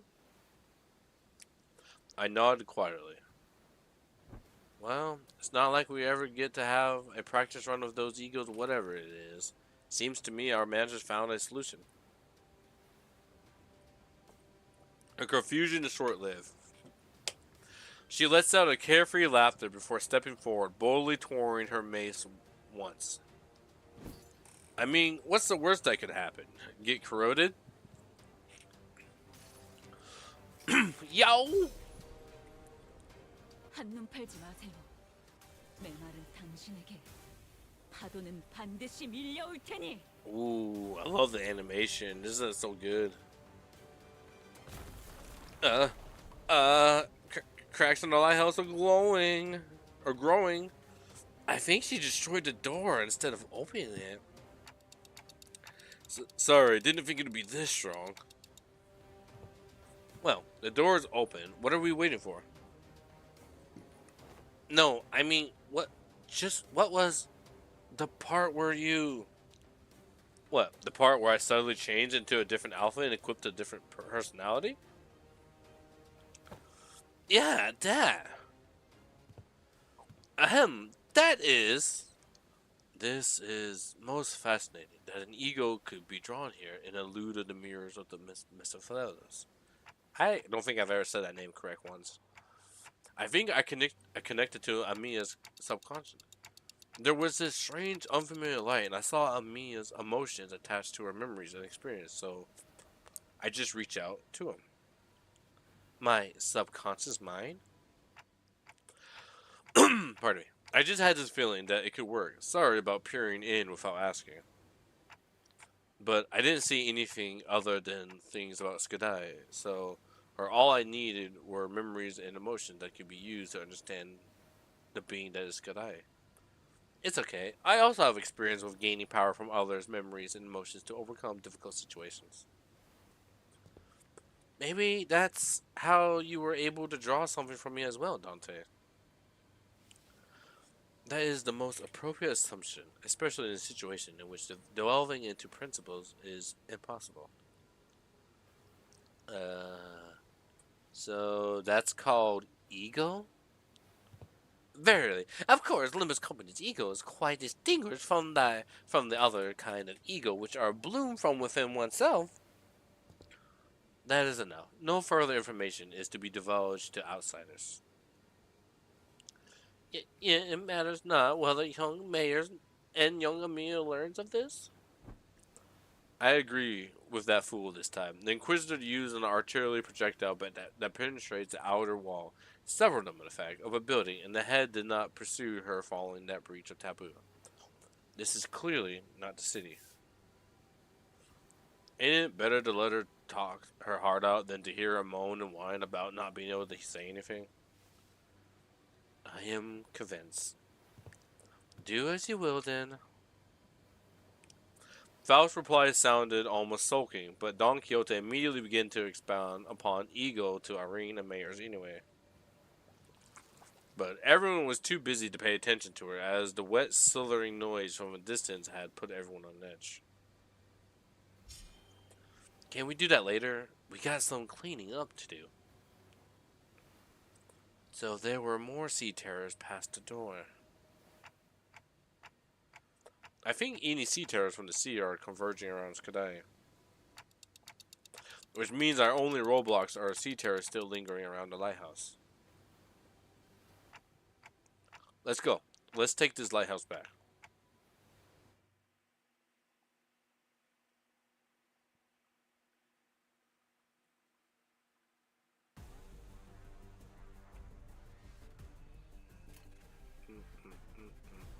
What is that?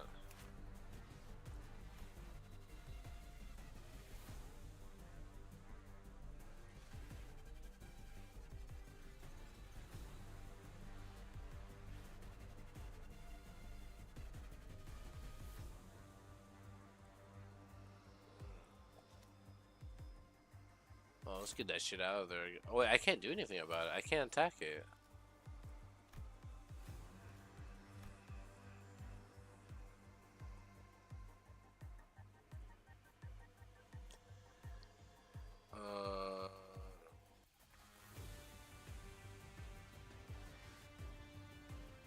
Oh.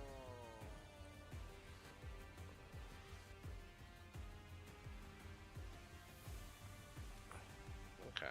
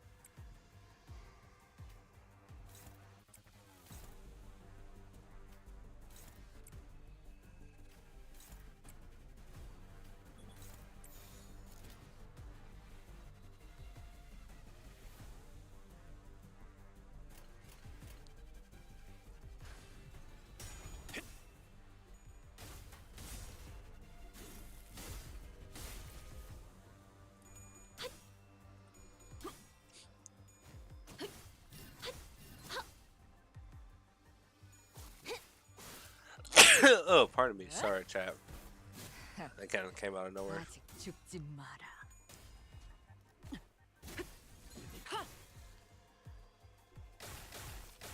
Oh, I was hoping for that to defend. Unless that was against herself.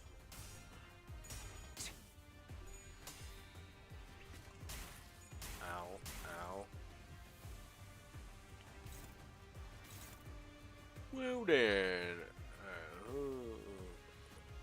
Okay, counter. Okay.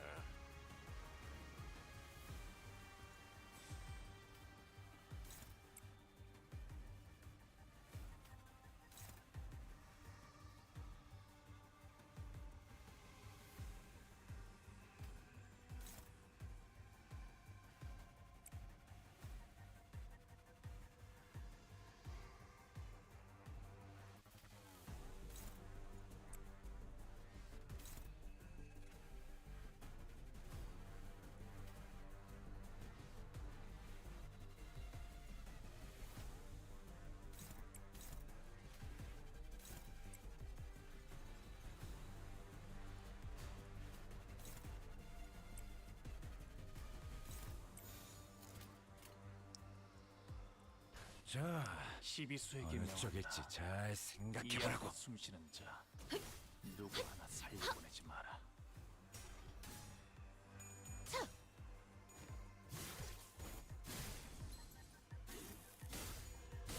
넌 푸름을 틔울 수도 없겠구나.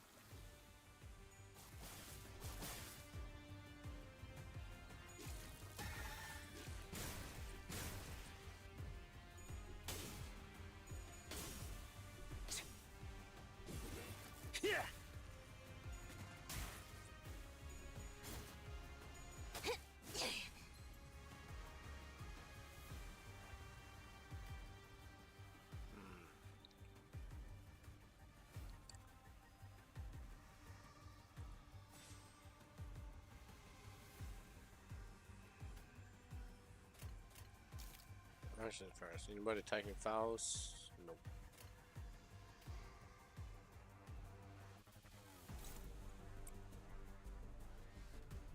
Who's the lowest? You are the lowest.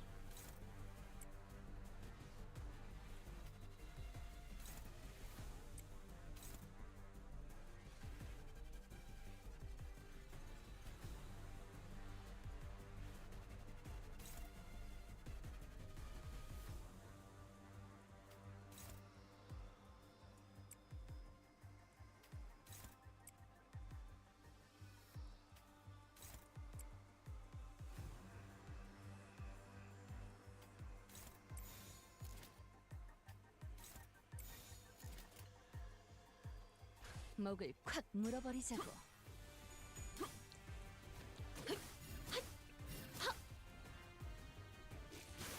Ow.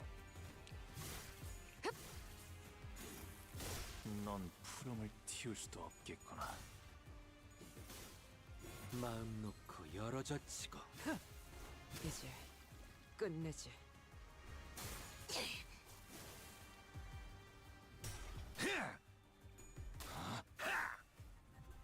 그쪽 방향이 아닐 텐데.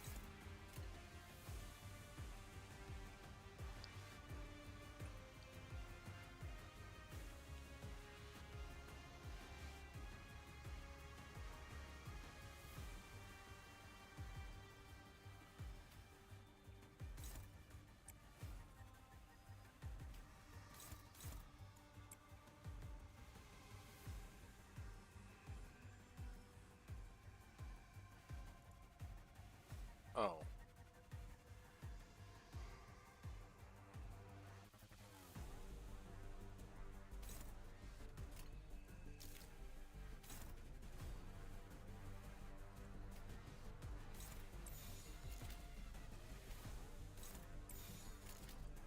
흑수묘 뒷박질 준비. 무용하군요. 친히 목을 떨궈주마. Shit.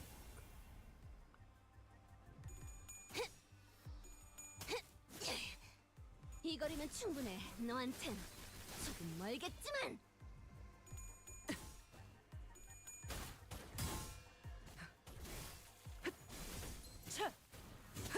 이제 끝내지.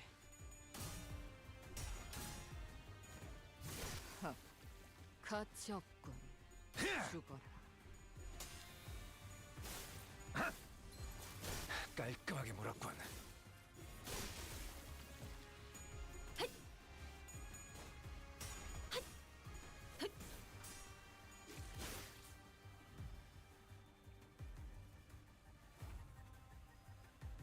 Oh, the hand's available for breakage now. Okay. What does this say? When this unit's HP drops to 1 from damage, trigger hand of Saint and remove all the meta. This effect triggers, the hand of Saint becomes inactive next turn. This unit takes damage only from skills, mainly targeting this unit.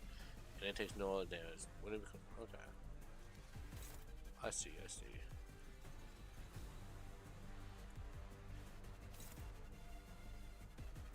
In that case,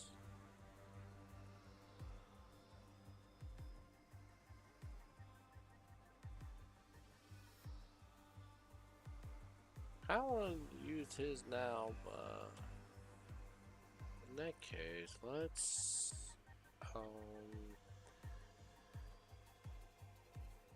okay, let's go wild.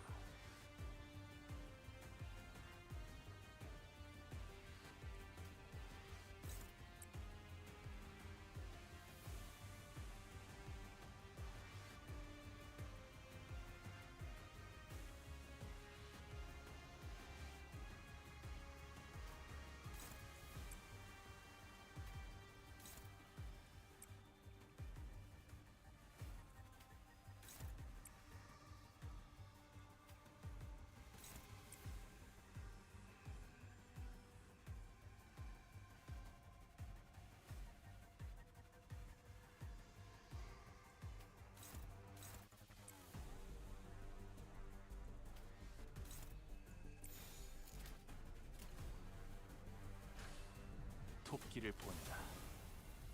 저 해충들을 도려내라. Actually, did I even do any damage? I don't know if I actually did any damage. 묘여. 길을 열어라.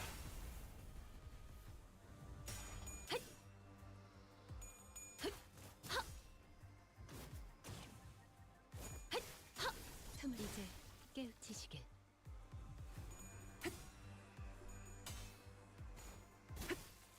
불쌍하게 울부짖는군.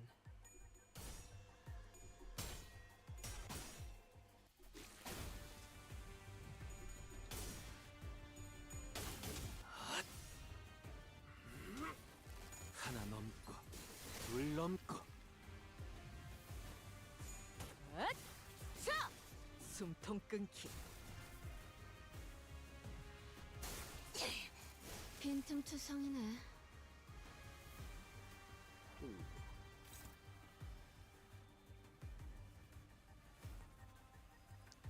Well, I don't think I damaged that. Rip.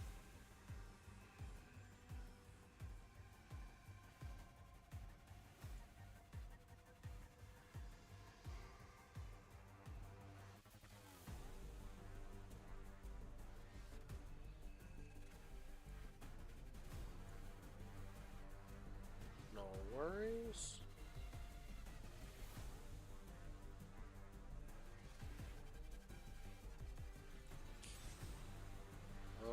Let's see.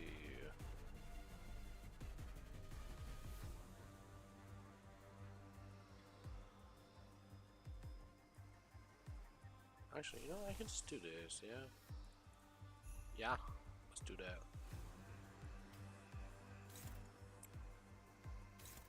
That should just kill anyways.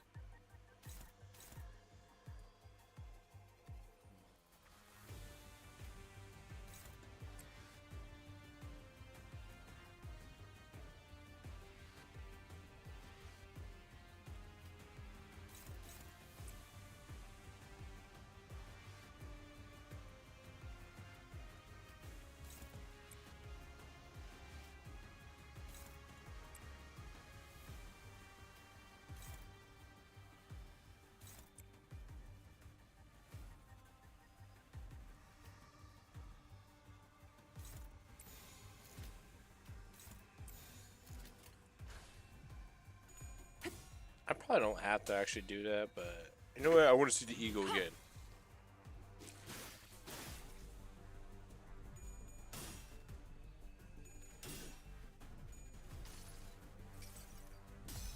격한 여정. 멈추지 않는 시대에서 희망과 미래를 찾아 스스로 답을 구하시길.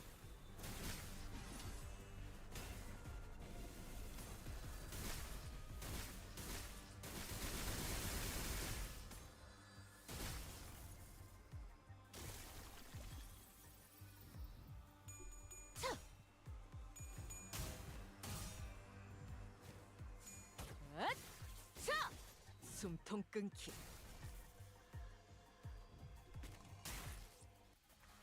토끼를 보내라. 저 해충들을 도려내라. 가치 없군. 죽어라.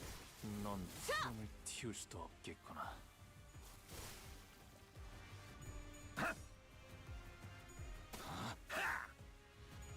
그쪽 방향이 아닐 텐데.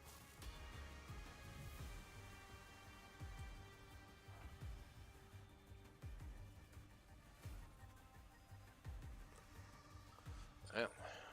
Oh, okay. Oh, he's getting aggro. Very nice.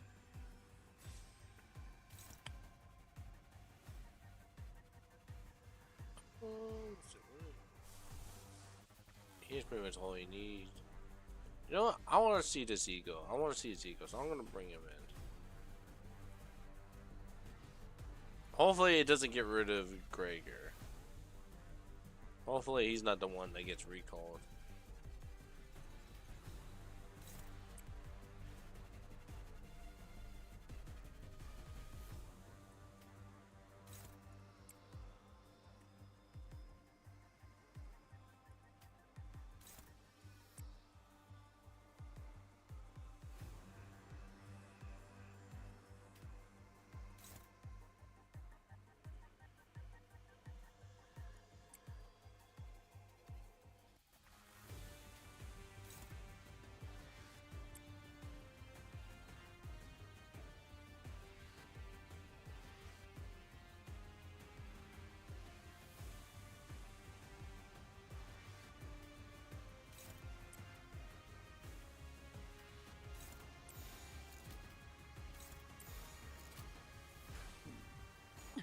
이제 끝내지.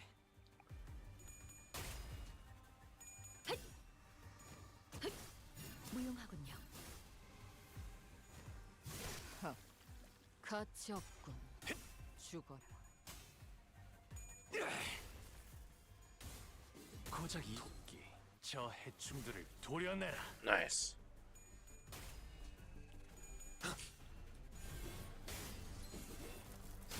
바람 불어오는 대로 짓밟아라.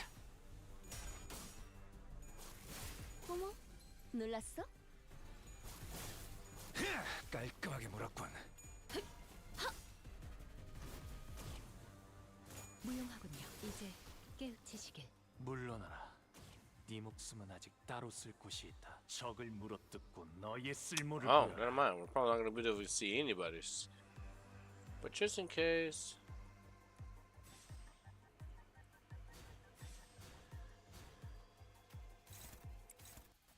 I might be stalling out, but I just wanted to see.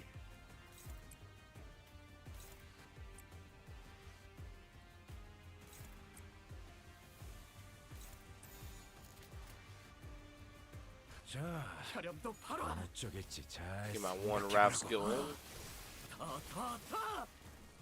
Might have to call him in sooner if I want to see Gregor's thing. Yeah. I'm gonna have to call him in sooner if I want to try to see that Gregor ego. 오늘 부끄럽지 않았습니다. I guess I could just bring 의를 him in right 하루 away. 세우는 데 일조하였으니 내일은 더 떳떳이 살아갈 수 있겠군요.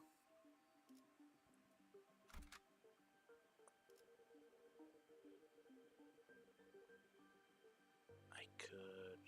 No, because then I could just call him. I'll call him in early, but like I won't take as long to do it. Because then he'll come in with 35 SP off rip with his skill 3.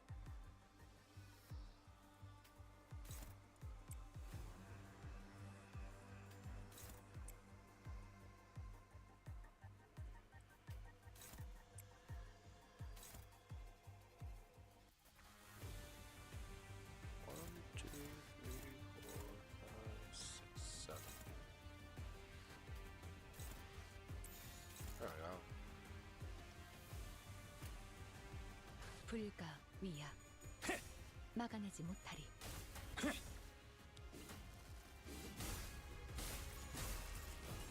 고작 이 정도 탕류의 허덕이나.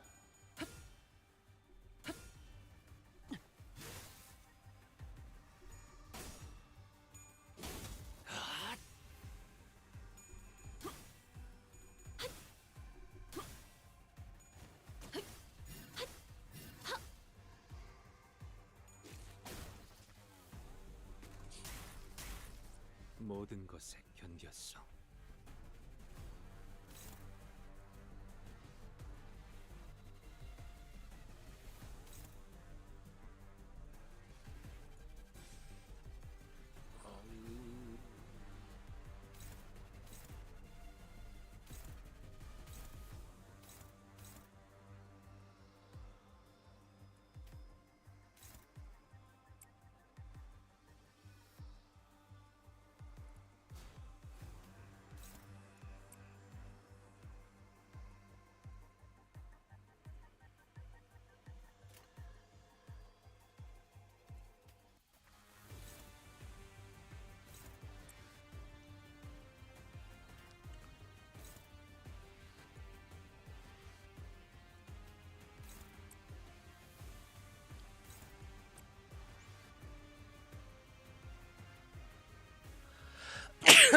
Pardon me. Damn. My bad.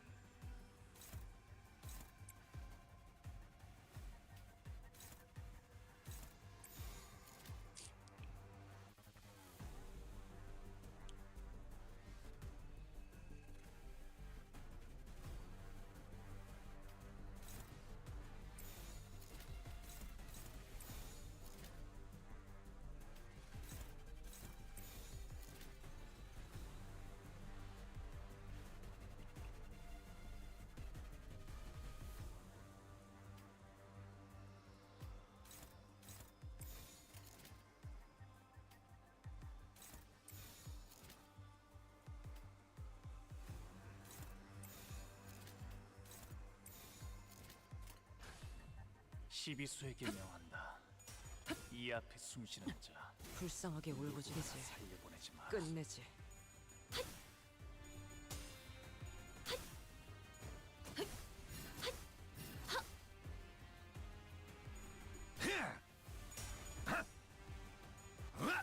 이건 예상 못했나 봐.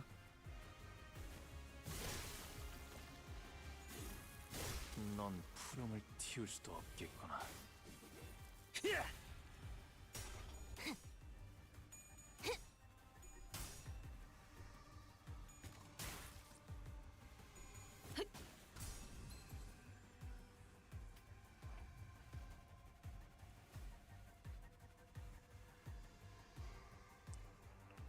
Alright, I think now I'm gonna go ahead and call in my allies.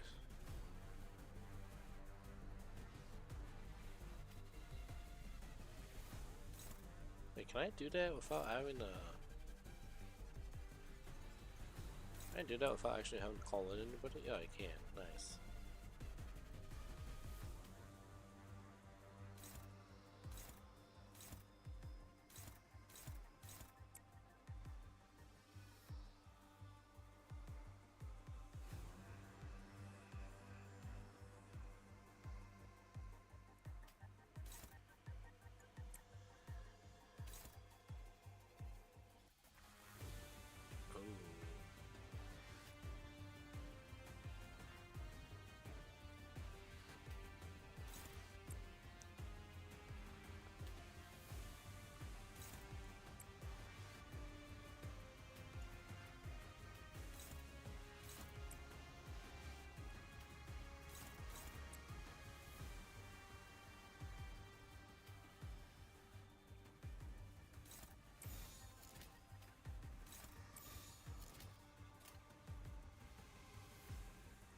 불가 위야 막아내지 못하리. 불쌍하지. 끝내지.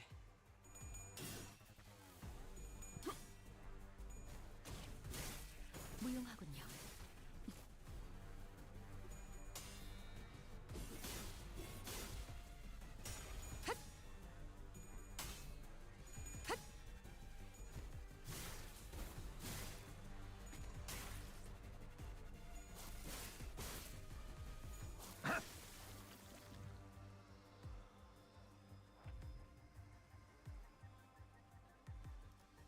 Oh, okay, I see.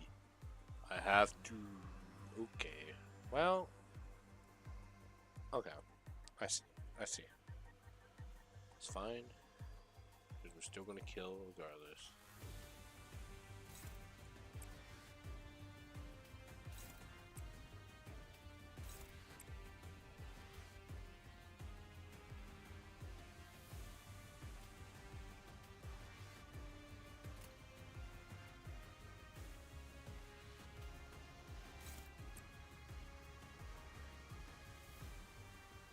Let's let the lower people.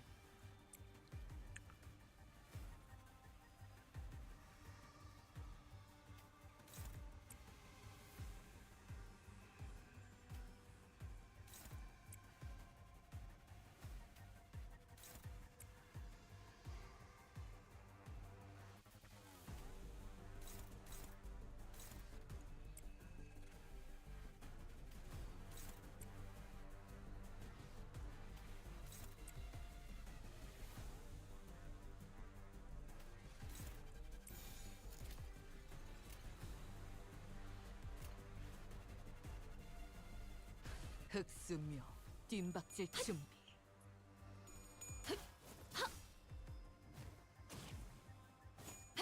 무용하군요. 이제 깨우치시길. 토끼를 We'll just 보내라. eliminate them here right now. 저 해충들을 도려내라. 이제 깨우치시길. 묘여. 길을 열어라. 차! 헛! 그림자 속으로 가라앉게.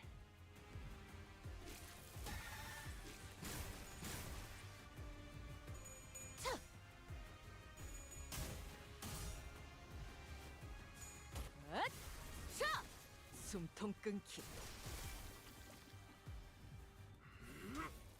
하나 넘고 둘 넘고 꺾고 Man, the sound effects of him like gripping the handle is crazy. 이 거리면 충분해. 너한텐 조금 멀겠지만. Sounds really good.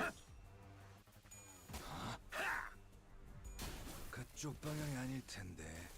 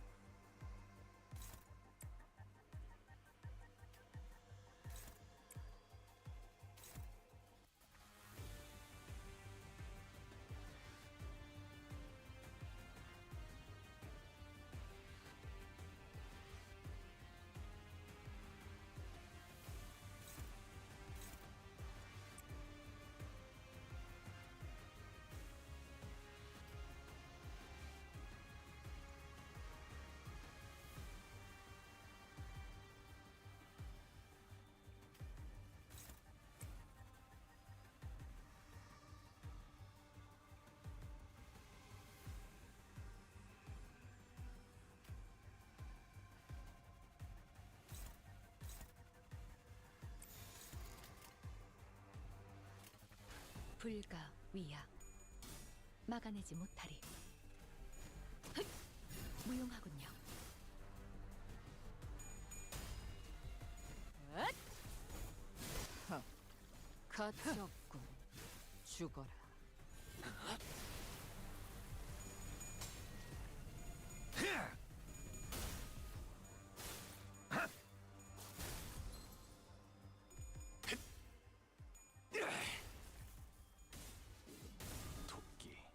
저 해충들을 불쌍하게 울고 도려내라. 자는군. 물러나라. 네 목숨은 아직 따로 쓸 곳이 있다. 적을 물어뜯고 너의 Okay, so it's 쓸모를 not 보여라. always guaranteed I get his Wrath skill. But I am hoping to get it. Did I not attack his Fane?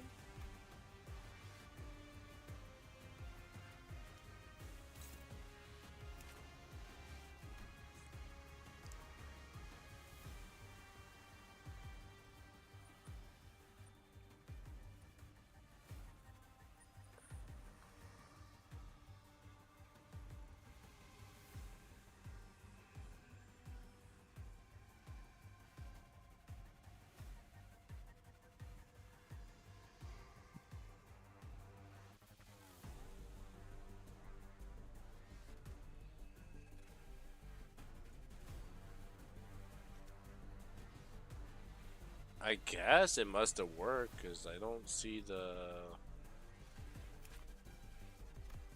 this symbol, so I'm guessing it must have worked. Yeah, just these unfortunately still stick around.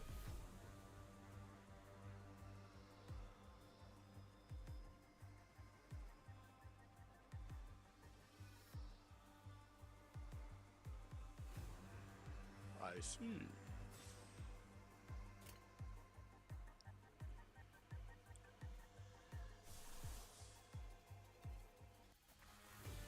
Ooh, you know what? Let's see Hong Luzi go. Wait, what am I replacing? Oh, that's fine. I want to see it.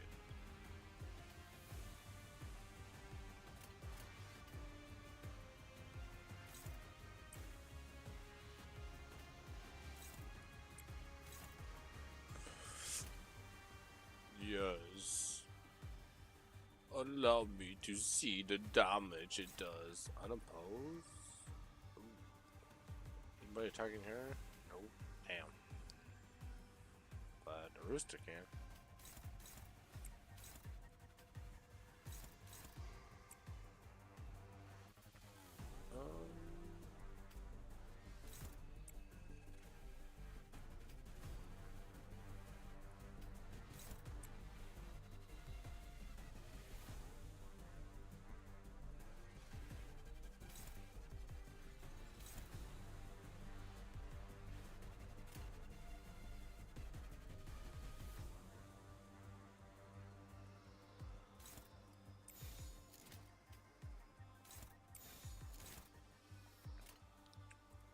흑수미 혈염도 팔아. 빈박질 Oh, 중. he just does it. What the heck? 몰아쳐라. Crazy. 훌륭하군요.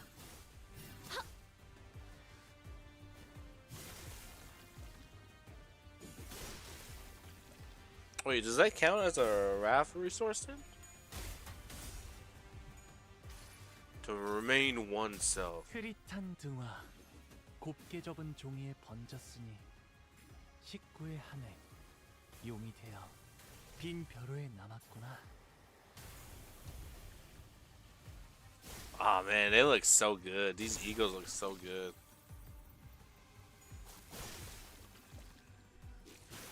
Ow. That hurt. Oh, it is enough. I know I probably shouldn't do it right now, but I want to see Gregor so bad.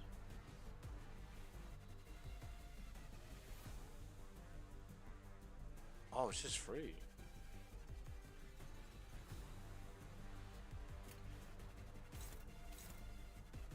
Oh, it's just free, dog. And I got back with my sanity. Holy shit.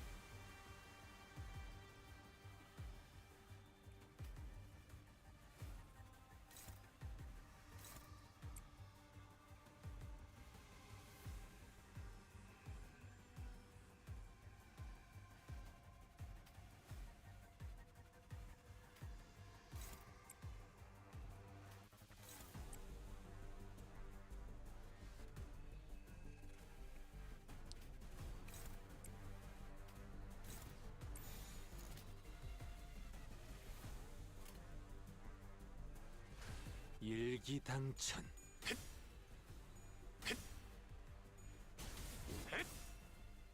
토끼를 보내라.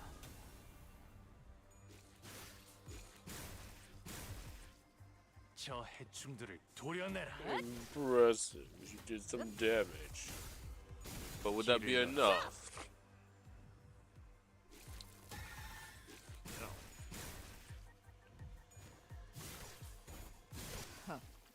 가치 없군. 죽어라.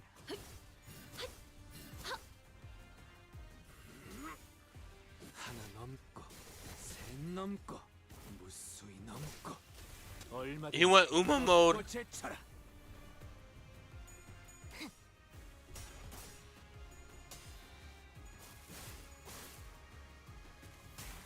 Wow. Nice. Let's see this beautiful eagle. 눈부시지 않다고 두려워하지 마라. Oh, he looks so cool.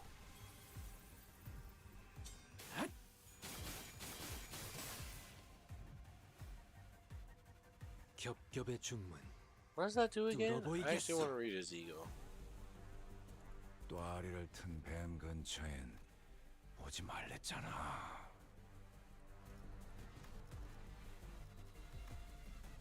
Unclass. When used for the first time in battle, consumes 1 fewer wrath, 2 fewer sloth, and 1 fewer pride eagle. At +1 mana in the scabbard.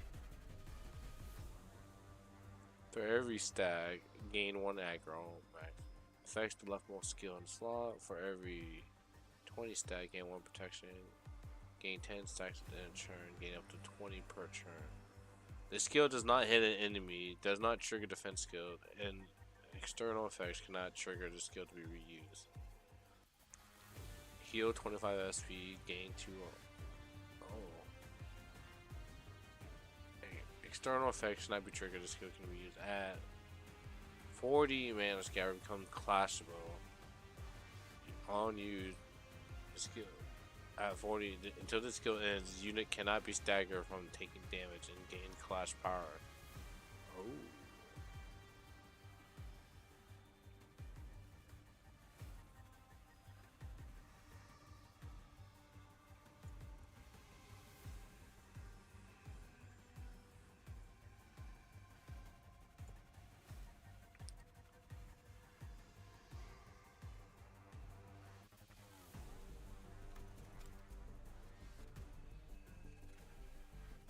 I love this tire. So I'm guessing. Okay. So I can't use it right now.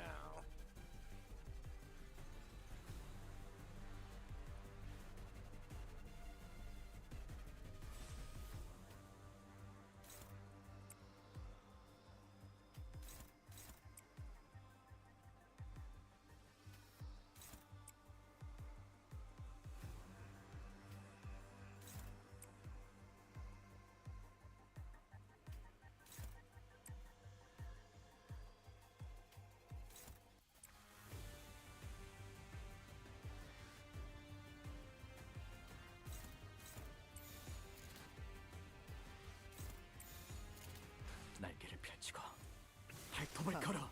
가치 없군. 죽어라. 무용하군요.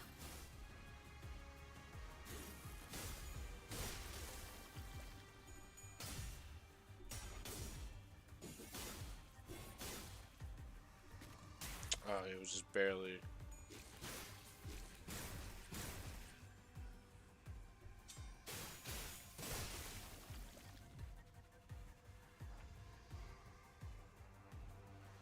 Oh, Faust got staggered.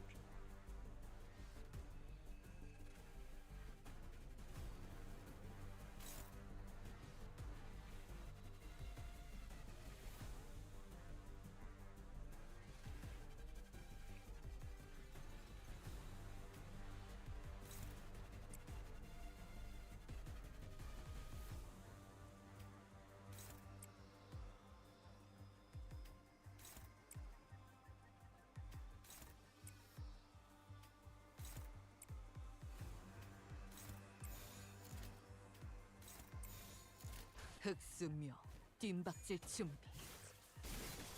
숨통 끊기.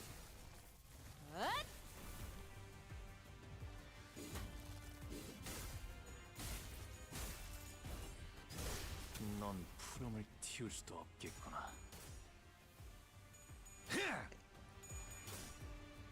이건 예상 못했나 봐. 깔끔하게 물었군. Okay. But how I probably have to try to use that a lot sooner then. So I might call in Sinclair like at the start of the 또 한 fight. 줄의 길을 남겼군. 핏물진 길일 뿐이지만 세월이 지나면 홍로는 그제야 알게 되겠지. 이 홍로가 Is he still 무엇을 yapping? 바꾸었는지를. Who the hell's talking? Is that still is that still him yapping? What the heck? It's funny. 맷대에서 내려 전장으로. 전따로.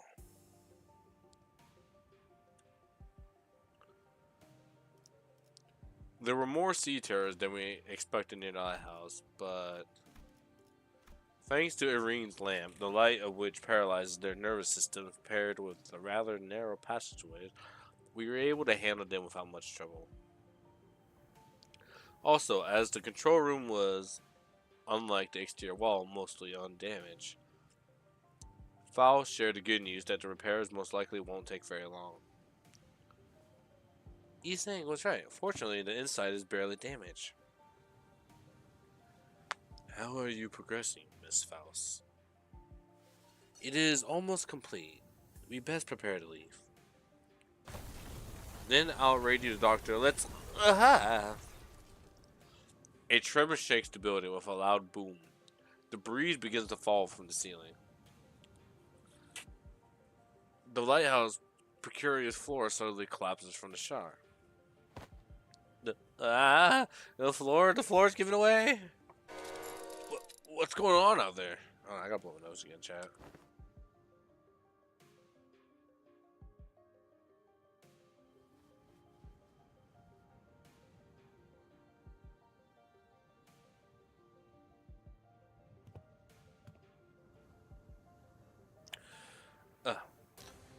As Yiseng noted, I saw the shadow of a dark figure through the ruptured outer wall of the lighthouse, charging ferociously at the ruined structure.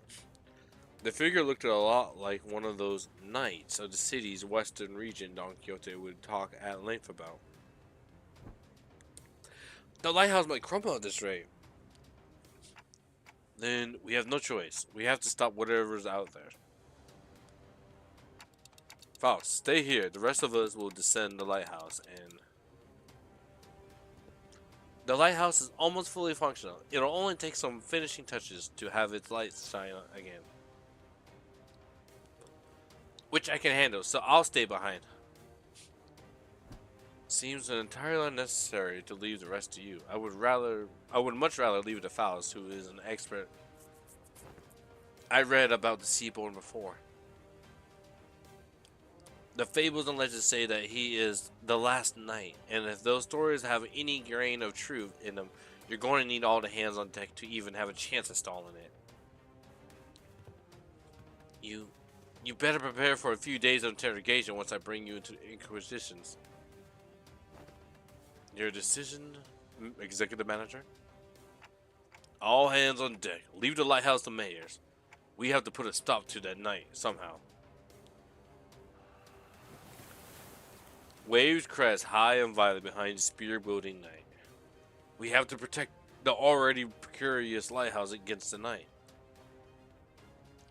The knight begins to charge at us, his steed splitting the very sea, and I instinctively know that this isn't going to be easy.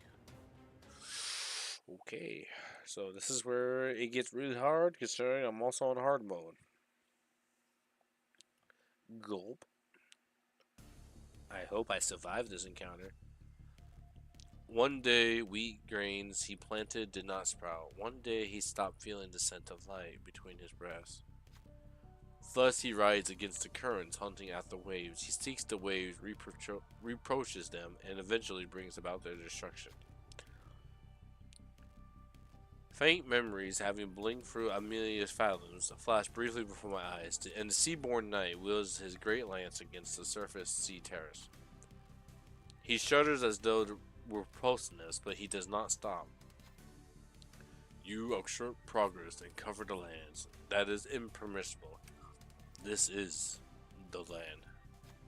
The knight and the sea terrors don't necessarily seem to be on the same side. Perhaps the diplomacy may be a viable solution here. Overcome the bellowing roar and try to talk the knight. Sure. Okay. Oh, W. W Honglu. Even if we lose, we still win. And we win anyways. W. We are not the sea. We are not its waves. The knight's great lands falter with doubt. Waves are only things that hold any meaning for him. The last night gained 3 offense level 아는 down. 것을 모른 채 할 순 없으니. Nice. 敵の調子が悪くなっているみたいです。 I like how we get the JP voice. I gotta blow my nose to get chat. My nose is really stuffy.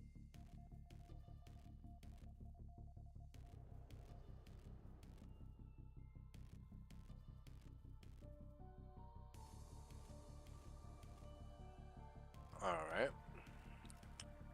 What's this? Oh. Alright, let me see what he got. What do you got going? Base power +1 for every 2 enemies with cold. Final power +1 for every class lose deal -50% damage. By the skill cannot stagger the target. So what is cold? Lose 1 speed for every cold stack. If this unit has 3 stacks after skill and take 20 gloom damage and 20 SP damage, then gain 1 frozen this turn next. Code. Oh wow. Ooh. Ooh. Ooh. Okay. This is gonna be annoying. When hit, inflict 1 cold against attacker, once per skill. Oh, what? He gets. When this unit takes damage that brings their HP down to 0, nullify that damage, then this unit is healed back to 100% HP and SP and gains a new pattern once per encounter? What? When attacking targets with frozen, deal 100%. Cannot act for this turn. Oh my god, what is this boss?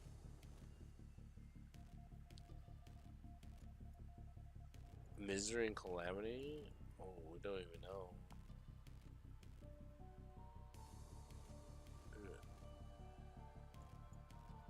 What the fuck?